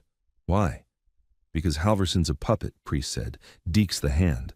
Then he did something that made Maya's stomach flip. Priest pulled out his phone and handed it to her. On the screen was a live recording interface, camera on, red dot blinking. "You're filming," he said. Maya's hands shook. Why me?" "Because you're the witness they can't call a biker," Priest replied. "You're the thing they didn't plan for." Maya's throat tightened. She held the phone up, framing Deke, Halverson, the office container. Priest straightened, then raised his voice again. "Deke Malloy," he called. Deke's eyes narrowed. "Yeah?" Priest's tone stayed level. "That Harley you hid in West Row? Who told you to bury it here?" Deke laughed harshly. "I don't know what you're talking about." Priest nodded once. "Okay." He stepped out from behind cover into the open lane. Every biker nearby tensed, some shifting forward half a step, but Priest lifted one hand slightly. "Stay."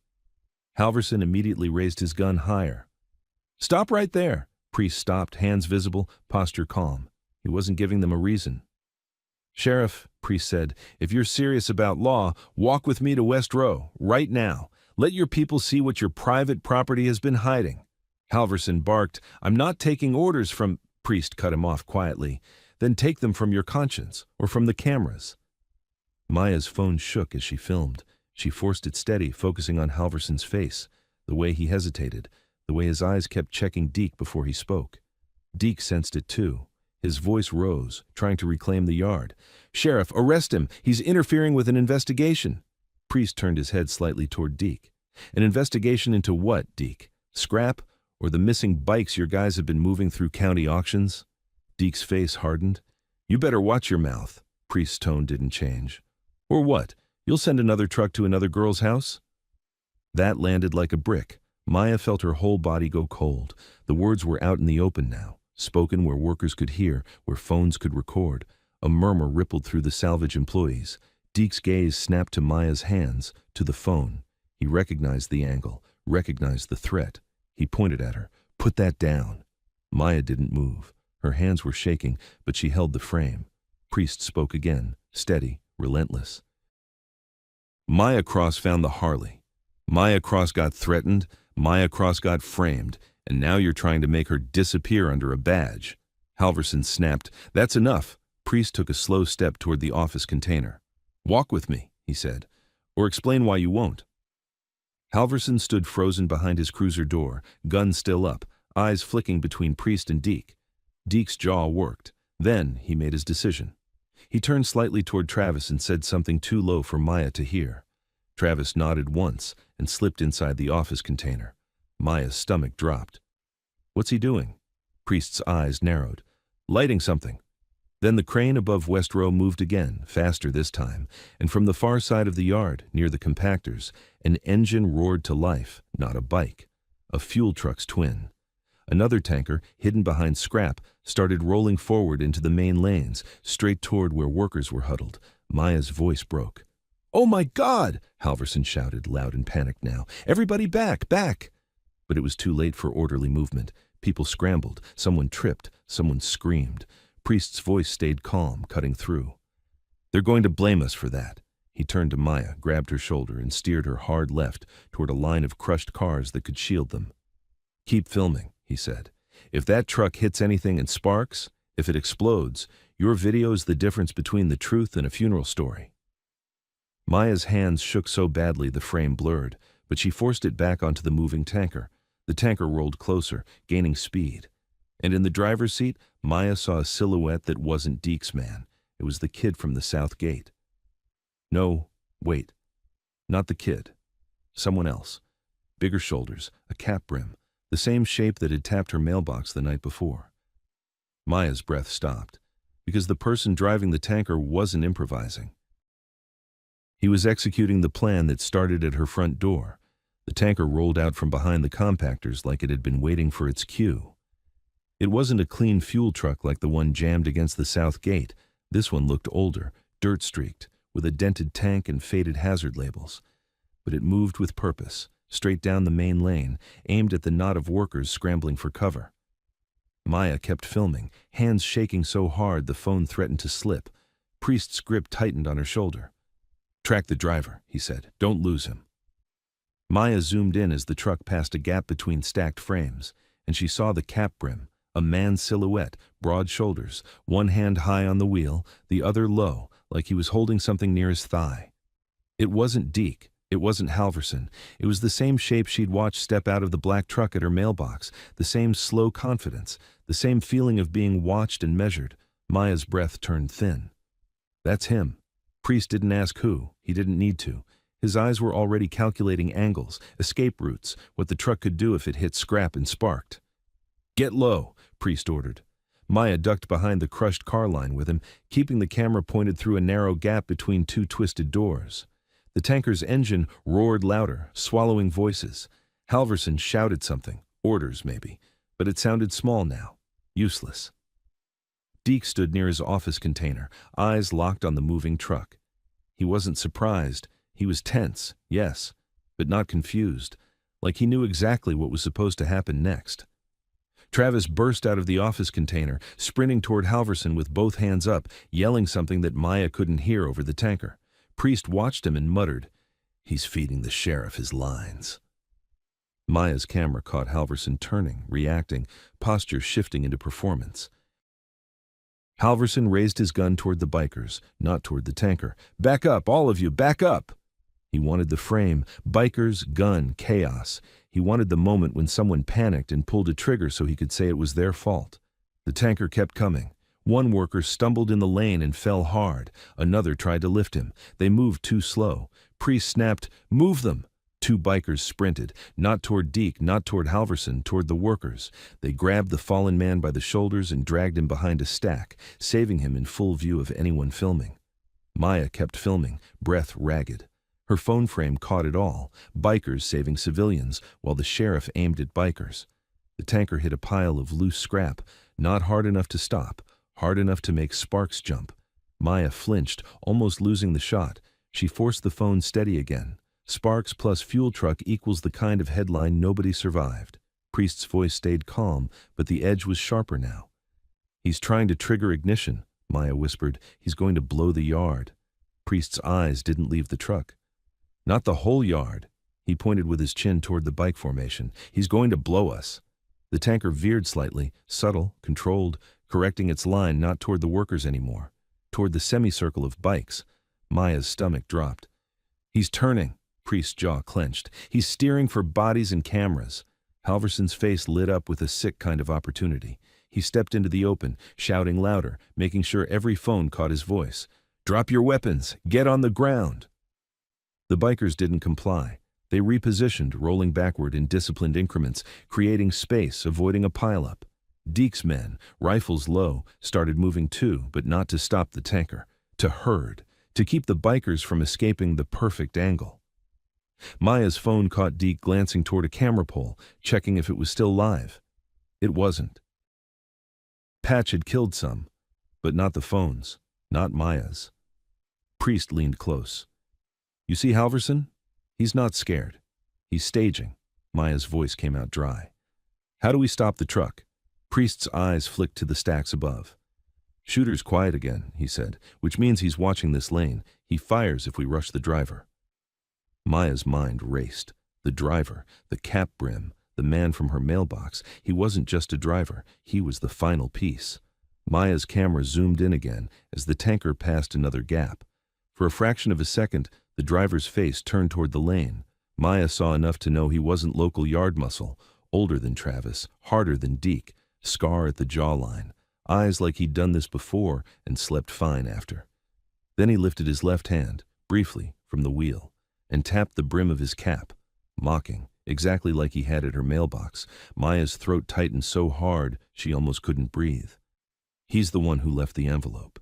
Priest's voice was low, lethal. "He's the one running the whole play." The tanker accelerated again. It was close enough now that Maya could see a taped bundle wedged near the dashboard. Wires, maybe. A crude ignition rig. Or a remote receiver. Then her phone caught something else. A small sticker on the inside of the windshield, just like the one on the fuel truck at the south gate. Same black and white patch logo. The same smaller crew mark. 2 trucks, 2 triggers, 1 logo, a coordinated team. Priest's hand slid to his vest, checking the cylinder again. Then he looked at Maya like he was making a choice. "Maya," he said, "you said there's only 1 main gate and 1 chain service gate." Maya nodded, confused. "Yes." Priest's eyes narrowed. "Then why would they need 2 fuel trucks?" Maya blinked. "To make sure one works?" Priest shook his head slightly. "No, one's the bomb." He pointed at the tanker rolling toward the bikes. "This one's the match. It's meant to hit something metal, spark, and light the south truck. Chains welded so the blast channels right through the cut path and into the yard." Maya's blood turned to ice. She pictured it instantly, fireball ripping through the narrow corridor they'd just run through. A funnel of heat and shrapnel. "Cutter's back there," she whispered. Priest's voice tightened. "And the kid." Maya's hands shook. Her camera frame wobbled. Priest grabbed her wrists gently but firm and steadied the phone. "Keep it on Halverson and Deke," he said. "I need their faces when this goes wrong." Maya swallowed. "What are you going to do?" Priest turned, shouted a single word toward the nearest bikers, sharp and commanding. "Block!" 2 bikes surged forward, not into the tanker's path, but across it, angling to force it to slow and redirect. A 3rd bike slid behind them, ready to yank something, jam something, do anything that didn't require a gunshot. The tanker driver didn't panic. He smiled. Maya saw it in the flash of his cheek as he leaned forward. He stomped the gas. The tanker lunged. The blocking bikes barely had time to swerve. One clipped the tanker's side and skidded, sparks showering. Maya's heart stopped. Sparks. This was the ignition. Priest's eyes snapped to the south corridor, as if he expected a blast any second. But instead of an explosion, something else happened. From inside the office container, a loudspeaker crackled to life. Deke's PA system, the one he used for safety announcements, and Travis's voice blasted across the yard, shaking with adrenaline, loud enough for every phone to record. "They brought a bomb! The bikers brought a bomb!" Maya's stomach dropped. That was it. That was the headline. Halverson turned toward the crowd, weapon raised, shouting over the PA, "Everyone get back! This is a terrorist attack!" Priest's face went cold. Maya kept filming as Halverson's eyes flicked, not to the fuel trucks, not to the shooter, to Deke. A silent check. "Are we ready?" Deke nodded once. Then, high above on the scrap stacks, the shooter finally fired again. Not at Priest, not at the bikers, at the tanker's front tire. The tire exploded. The tanker swerved violently. And the driver, cap brim low, yanked the wheel hard, sending the tanker's nose directly toward the cut path that led to the south gate, toward the bomb truck. Maya's voice broke. "He's driving it to the other truck." Priest grabbed her by the collar and pulled her backward away from the lane. "Run!" he shouted. Maya stumbled, still filming, and in the frame she caught the last clean image before everything tipped. Deke smiling, Halverson shouting, and the tanker driver tapping his cap one more time, like a man saying goodbye, as he aimed straight for the chained gate. Maya ran because Priest's hand on her collar wasn't a suggestion, it was gravity. He yanked her behind a wall of crushed sedans just as the tanker tore past the lane markers and barreled into the narrow-cut path, straight toward the south gate where Cutter and the kid were. The sound of it was wrong, too heavy for the space, metal scraping metal. The tanker's sides kissing scrap walls, sparks spitting like a fuse. Maya's phone was still up, still recording. The frame shook so hard it was mostly blur and noise, but the audio caught everything. Travis screaming through the PA, Halverson yelling, "Terrorist attack," engines revving, people wailing. Priest grabbed her wrist again. "Stay down," he said. Maya dropped, dirt in her mouth, eyes burning. She forced the phone toward the opening between two crushed doors. Through that slit, she saw the tanker vanish into the cut path like a bullet entering a throat. And then she heard Cutter. "Back! Back!" Cutter's voice boomed from the south line, urgent and raw, cutting through everything. "Move him! Move him!"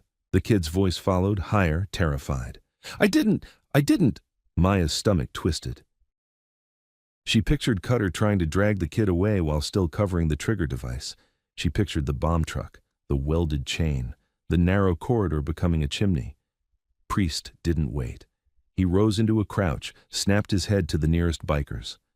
"Cutter's line!" he barked. 4 bikers moved immediately, sprinting low across lanes using stacks as cover, not shooting, not posturing, running to rescue.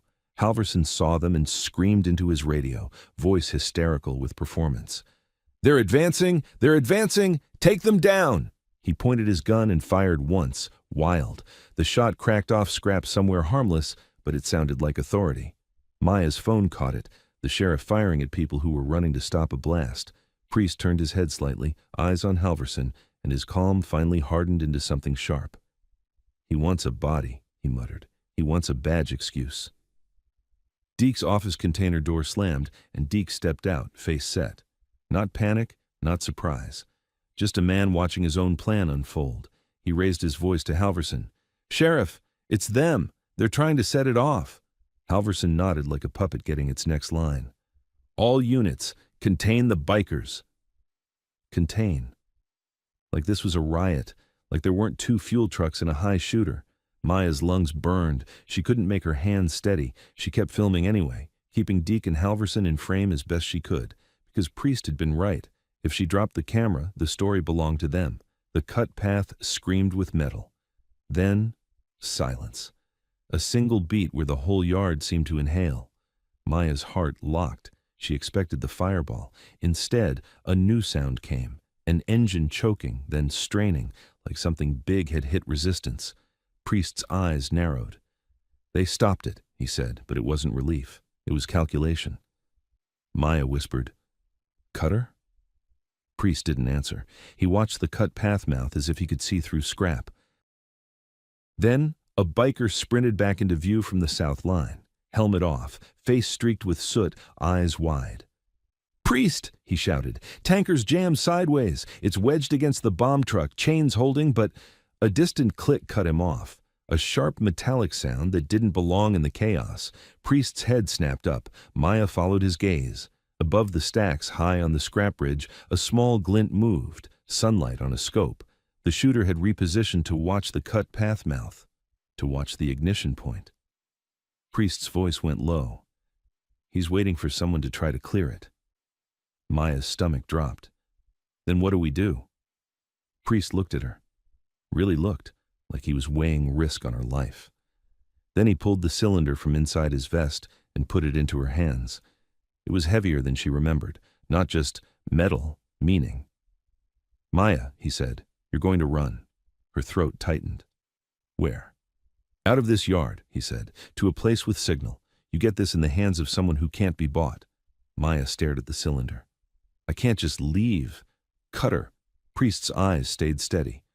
Cutter knows the job. You're the only one here who can carry the truth out if they burn this place down. Maya's hands shook around the cylinder. And my mom, Priest didn't blink. They already went to your house. If this goes wrong, the only shield your mom gets is exposure. Exposure. The word felt cruel. But Maya knew what he meant. Truth was the only thing Deke and Halverson couldn't bury if it spread fast enough. Priest leaned closer. You know the yard better than we do. Is there any way out besides the gates? Maya's mind raced, scanning the property. Scrap walls, fences, a drainage ditch along the east boundary. She pictured it, muddy, narrow, running under the back fence where the ground dipped. There's a storm culvert, she whispered, east side. It runs under the fence into the dry creek bed behind the pawn shop. Priest nodded instantly. Show me. Maya hesitated. The yard felt like it was tightening around them. Then the PA crackled again.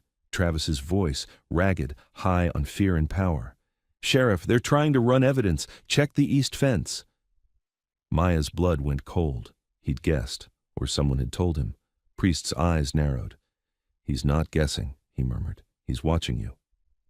Maya's phone buzzed in her other hand. She hadn't even realized it was still connected. A notification flashed. Upload failed. No signal. Priest grabbed her shoulder. Move now, he said. They went, low, fast, weaving through stacks and dead lanes, staying in shadows. Bikers peeled off to create movement elsewhere. Engines revving, tires squealing, drawing eyes. A diversion done with discipline, not chaos. Maya ran with Priest and two riders behind her. The cylinder thumped against her ribs inside her jacket now, wrapped in her shirt like a secret baby. Shots cracked overhead. Warning shots, steering shots, none close enough to hit yet, but close enough to make Maya feel hunted. They reached the east side where the fence line dipped behind a pile of crushed appliances. The ground here was uneven, muddy, rutted by rain and runoff. The smell changed, less oil, more wet earth. Maya dropped to her knees and crawled behind the appliance pile, finding the culvert opening, half hidden by weeds and trash. A dark, circular mouth, maybe 3 feet wide, breathing cold air. There, she whispered. Priest crouched beside her. Can you fit? Yes, Maya said, then swallowed. But it's filthy. Priest's mouth twitched, almost a smile, but not quite. So is this county. He motioned to the two riders. One stayed back scanning. The other moved closer, pulling out a small flashlight and tossing it into the culvert. The beam bounced down the tunnel, revealing wet concrete and shallow water. Maya stared into it. All she could think about was her mom's oxygen machine humming in the dark and Deke's envelope on her table. Priest leaned close, voice low and absolute. You get out. You run to somewhere with signal and you send this out to anyone, everyone, lawyers, news, whatever you can reach. Maya's hands trembled. What about you? Priest's eyes were hard now. I'm going to stop them from rewriting today. Maya's throat tightened. You can't. Halverson, Deke, there's a shooter. Priest cut in, quiet. That's why I can't leave. A sound behind them, boots on gravel, closer than they should have been. Priest turned his head. The rider scanning the perimeter raised a hand, 2 fingers, 2 approaching. Maya's heart slammed. Voices drifted from the scrap lane behind the appliances. Over here, I saw movement. Not a worker voice, not a biker. Travis's voice, tense and eager. She's got something. She's got the... Priest's jaw tightened. He looked at Maya. Go. Maya didn't move fast enough. Fear made her sticky. Priest shoved the cylinder deeper into her jacket and pushed her toward the culvert opening. Go. Maya crawled in, knees and palms hitting wet concrete. Cold water soaked her jeans instantly. Behind her the voices got louder, gravel crunching. Travis barked, There! That's her! Maya shoved forward, dragging herself into the tunnel, flashlight beam wobbling ahead. A gunshot cracked behind her, too close. Concrete dust puffed inside the tunnel as the bullet struck the rim. Maya screamed, kept moving. Then Priest's voice roared outside, no longer calm. Travis! A thud, a scuffle, metal clanging. Maya crawled faster, water splashing, breath choking. The tunnel stretched longer than she expected. The air smelled like mud and rot. Her hands slipped on slime, but she clawed forward anyway. Another gunshot, muffled now by concrete. Then a shout, one of the bikers strained. "Priest! More coming!" Maya's lungs burned. She couldn't help them from here. She could only carry the truth. The tunnel's end appeared as a faint gray circle of daylight. She dragged herself toward it, soaked, shaking, and burst out into the dry creek bed behind the pawn shop, gasping like she'd been pulled from underwater. She stumbled to her feet and ran, muddy, soaked, clutching her jacket tight around the cylinder, toward the road where signal might exist. Behind her, from inside Belgrave Salvage, came a sound that didn't belong to guns or engines, a deep, hollow boom, like a fuel tank flexing under pressure, not an explosion, a warning, a countdown starting. Maya ran until her lungs tasted like pennies. The creek bed dumped her behind the pawn shop, out in the open where the world looked normal. Sunlight on cracked asphalt, a faded "We Buy Gold" sign buzzing, cars passing like nothing was happening a half-mile away. But the air still carried it, fuel, hot metal, distant sirens. She fumbled her phone out with shaking hands and saw it, 2 bars of signal flickering in and out like a dying heartbeat. Good enough. She ducked behind the pawn shop dumpster, pulled the cylinder from her jacket and stared at it like it might start ticking. Mercy. Her fingers slid over the etched wings. She wanted to open it, but Priest hadn't. He'd treated it like something that shouldn't be exposed in the wrong hands. So Maya did the only thing she could do fast. She filmed it, close up, the symbol, the word, her own voice over it, breathless and ragged. "My name is Maya Cross. I work at Belgrave Salvage. I found a black Harley with a custom stripe and Mercy marked on it. The salvage yard owner, Deke Malloy, and Sheriff Halverson tried to arrest me for it. There are shots fired in the yard right now, and 2 fuel trucks wired at the south gate." She paused, swallowed, and forced herself to keep going even though her voice shook. "They're trying to blame the bikers. The sheriff is pointing his gun at the bikers, not the shooter. The yard is being locked down." She ended the clip and immediately hit send to herself, to her mom's old church friend, whose son worked at a local station, to an email address she found on the county commissioner's site, and to every local news tip line she could think of. Her hands moved faster than her fear. Then she opened her camera roll and found the live recording she'd been making earlier, the one Priest put in her hands. It was long, shaky, but it had the truth in frames. Halverson's hesitation, Deke's nod, Travis's PA scream. Upload. A circle spun, failed. Maya's stomach clenched. No, come on. She moved out from behind the dumpster, closer to the street, holding the phone higher like that would pull signal from the sky. 1 bar, 2, upload. The circle spun again. This time it crawled forward, and while it crawled, a memory hit her like a slap. The printout photo in the envelope, the yard camera angle. Deke had eyes everywhere. That meant he'd already know she'd escaped. Her phone buzzed. Unknown number. Her stomach dropped so hard she almost threw up. She stared at the screen, thumb hovering. She answered. "Maya," a voice said, familiar poison. "Deke." Her throat tightened. "How did you—" "You got out," Deke said, calm now, like he wasn't standing in a war zone. "Clever." Maya's eyes flicked toward the road, cars passing, people living. "This is recorded," she said, lying, hoping it mattered. Deke chuckled. "Record whatever you want." In the background of his call, Maya could hear faint shouting, engines, the high metallic screech of machinery, and under it all, something worse. A steady, strained groan, like steel under pressure. "Where's Priest?" Maya demanded, voice cracking. "Where's Cutter? Where's the kid?" Deke's tone stayed smooth. "You should be worrying about your mother." Maya froze. Cold rushed through her body. Don't what?" Deke asked softly. "Don't do what you already did? You stuck your nose into grown folks' business, Maya." "And now you want to play hero?" Maya's hand tightened around the phone. "I sent it out." A beat of silence. Then Deke's voice sharpened a fraction. "Sent what out?" Maya swallowed. "Everything." Another beat. Then Deke laughed, short, amused. "You think an email stops a fire?" he said. Maya's voice came out raw.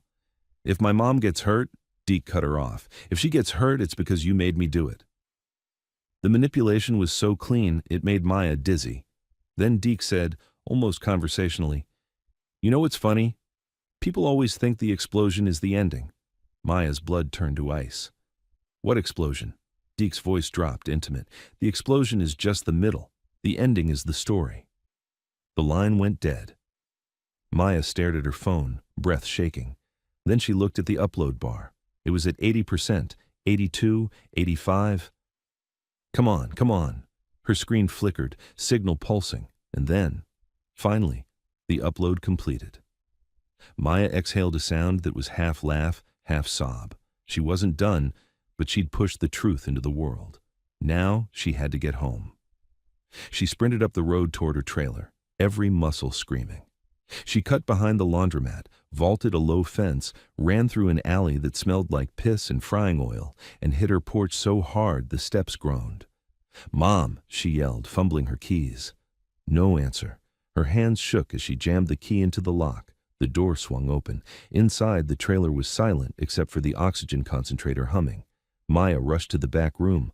Her mother lay on the bed, eyes open, breathing shallow through the tube. Relief hit so hard Maya almost collapsed. "Mom," she whispered, grabbing her hand. "I'm here." Her mother's eyes flicked toward the living room, fear behind them. "They came," she rasped. Maya's stomach clenched. "Who came?" Her mother swallowed. "A man. He said he was from the county. He asked about you." Maya's blood went cold. "What did he look like?" Her mother's voice shook. "Cap quiet, he tapped the brim like he was being polite." Maya's heart slammed. The tanker driver. Her mother squeezed Maya's fingers weakly. "He said, if you don't bring back what you took, he'll come back." Maya's vision narrowed. "Did he touch you?" Her mother shook her head, tears pooling. "No, he just looked around like he owned the place." Maya stood up slowly, mind snapping into a hard, clear line. This wasn't just Deke. This was the man behind Deke, the one who could walk into her home and leave without rushing. Her phone buzzed again, this time not a call. A notification. Local news. Alert, shots fired reported at Belgrave Salvage. Reports of biker unrest. Sheriff asks public to avoid area. They were already writing the story. Maya's jaw clenched. She opened the video she'd uploaded and copied the link again, sending it to every contact she could find. Local reporters, state police tip line, FBI public tips, anyone whose email didn't bounce. Then her phone lit with a message from an unknown number. One line. "Bring the cylinder back to the yard, or she dies." Maya's stomach turned. She stared at her mother's fragile chest rising and falling, and she realized the truth was out, but it hadn't saved her yet. Outside, somewhere down the street, an engine idled, low, patient, close. Maya stood in the doorway of her mother's room with the phone still glowing in her hand, the message burning into her eyes. "Bring the cylinder back to the yard, or she dies." Outside, the engine idled low and steady, too close, too patient, not a neighbor, not a delivery. The same kind of idle she'd heard the night before. Her mother's fingers tightened weakly around Maya's. "Don't go," she whispered. Maya's throat tightened so hard it hurt. She wanted to say she wouldn't. She wanted to promise, but promises didn't stop men like this. Instead, she forced herself to think like Priest had taught her in the yard, control the story or get buried in it. "Mom," Maya said, keeping her voice low, "do you trust me?" Her mother's eyes shone, terrified and tired. "I don't have a choice," Maya nodded once. "You do. You trust me because I'm going to make them come into the light." She moved to the kitchen table, grabbed a notepad, and wrote a single address with shaking hands. The church friend's house. 2 blocks away, a place with people and phones and eyes. Then she dialed that friend. It rang once, twice. A woman answered, breathless. "Maya? Honey, I saw Mrs. Hanley," Maya cut in. "I need you to come to my trailer right now. Bring your son if he's home, and don't come alone." "What? Please," Maya said, voice cracking. "And call state police, not the sheriff." The line went quiet for half a second. Then, "I'm on my way." Maya ended the call and turned to her mom. "Shoes," she said softly. "We're leaving." Her mother stared. "I can't." "You can," Maya said, and hated herself for how hard her voice sounded. "Because if we stay, he comes inside." Another text buzzed in. A photo. It was her trailer, taken from outside right now. The porch, the door, the angle of the window, like a reminder that he was already here. Maya's stomach turned, but her mind got sharp. She slid the cylinder from inside her jacket and held it for 1 second. It felt like a brick made of consequences. Then she did something she hadn't done yet. She opened it. The cap was tight, sealed with a thin ring of adhesive. Maya used the star-shaped fastener, still in her pocket like a talisman, and pried at the seam. The seal gave with a soft pop. Inside was a rolled strip of thin metal film and a tiny flash drive wrapped in wax paper. The film was etched with numbers, VINs, dates, names, rows and rows, not just theft, a ledger, and tucked beneath it a small plastic sleeve with a single photo, a dead man. Face bruised, eyes half open, a patch on his chest. Same patch logo Maya had seen on the fuel truck sticker. Not Hell's Angels. Another crew. The message was clear. This wasn't a random theft ring, it was a chain. And someone at the top had been cleaning links. Maya's hands shook so hard the film rattled, but she grabbed her phone and started recording again. Close up on the flash drive, the etched film, the photo. "My name is Maya Cross," she said, voice low and fierce. "This was hidden inside the Harley at Belgrave Salvage. This is evidence of stolen bikes and payments, and at least one murder." She saved it. Then she sent it. Not to one person. To every contact she'd already spammed, again, with the new footage. If she died, the evidence wouldn't. The engine outside cut off. Silence. Then footsteps on the porch. Slow, confident, 3 knocks on the door, not hard, polite. Maya stepped in front of the door to her mother's room, spine rigid, and called out, "Go away!" A man's voice answered through the door, calm, almost friendly. "Maya." Not Deke, the other one, the cap-brim man. Maya's blood went cold. "You're not from the county." A soft chuckle. "No." Maya's hand tightened around her phone. "My video's already out." "Good," the man said. "That means you understand leverage." The door handle didn't turn yet. He wasn't forcing entry. He was controlling tempo. "You bring the cylinder back," he said, "and your mother lives. You don't, and you watch her die slow." Maya's voice came out raw. "Why do you care about a cylinder if you already set the yard on fire?" A pause. Then the man said, softer, "Because you opened something that wasn't meant to be opened." Maya swallowed. "Priest has it." Another pause, small, dangerous. "You're lying," the man said. Maya's heart hammered. She forced her voice steady. "You're here, talking to me, because you don't know where it is." Silence stretched. Then the man tapped the brim of his cap against the door. Maya could hear the faint, stupid sound through metal and wood, like a signature. "I'll come back," he said. "Soon." His footsteps retreated, slow, unhurried. Maya didn't move until she heard an engine start down the street and roll away. Only then did she breathe. Her mother was crying quietly now, shoulders shaking. Maya went to her, wrapped her arms around her, careful of the oxygen tube. "I'm sorry," Maya whispered. Her mother's voice was small. "What did you do?" Maya swallowed. "I told the truth." Sirens wailed in the distance again, closer this time, not toward the yard, toward her neighborhood. Maya's phone buzzed with a new notification. Her video was being reposted, shared, screenshotted. A local reporter had replied, "Call me now." Then another, "State police en route." The story was slipping out of Deke's hands. But it wasn't done, because the people at the top didn't panic when the truth surfaced. They adapted. A car pulled up in front of Maya's trailer. Old sedan, not the black truck. Mrs. Hanley jumped out, breathless, and behind her, her son held his phone up, already recording. "We're here," Mrs. Hanley said, eyes wide. "State troopers are coming. Get your mom." Maya moved fast, helping her mother up, one arm under her shoulder, guiding her to the door. They stepped onto the porch, just as 2 state police cruisers turned the corner, lights flashing, sirens low and controlled. Not like Halverson's show, controlled. Troopers got out in body armor, scanning, hands disciplined. One of them moved straight to Maya. "Are you Maya Cross?" he asked. "Yes," Maya said, voice shaking. "Yes." "We saw your uploads," the trooper said. "Where's the evidence now?" Maya held up the flash drive and metal film. "Here." The trooper's eyes sharpened. He nodded to his partner, who immediately bagged it in an evidence pouch and sealed it. Maya's knees almost gave. She didn't know she'd been holding that breath for days, And then, like the world couldn't resist one more turn of the knife, Maya's phone buzzed again. A video message. Unknown number. She didn't want to open it, but she did anyway, because fear didn't stop consequences. The video was grainy. Belgrave Salvage, smoke, sirens, bikers lined up, troopers moving in, and on the ground, near the crushed car line where Priest had been, someone's vest lay spread open, patch visible.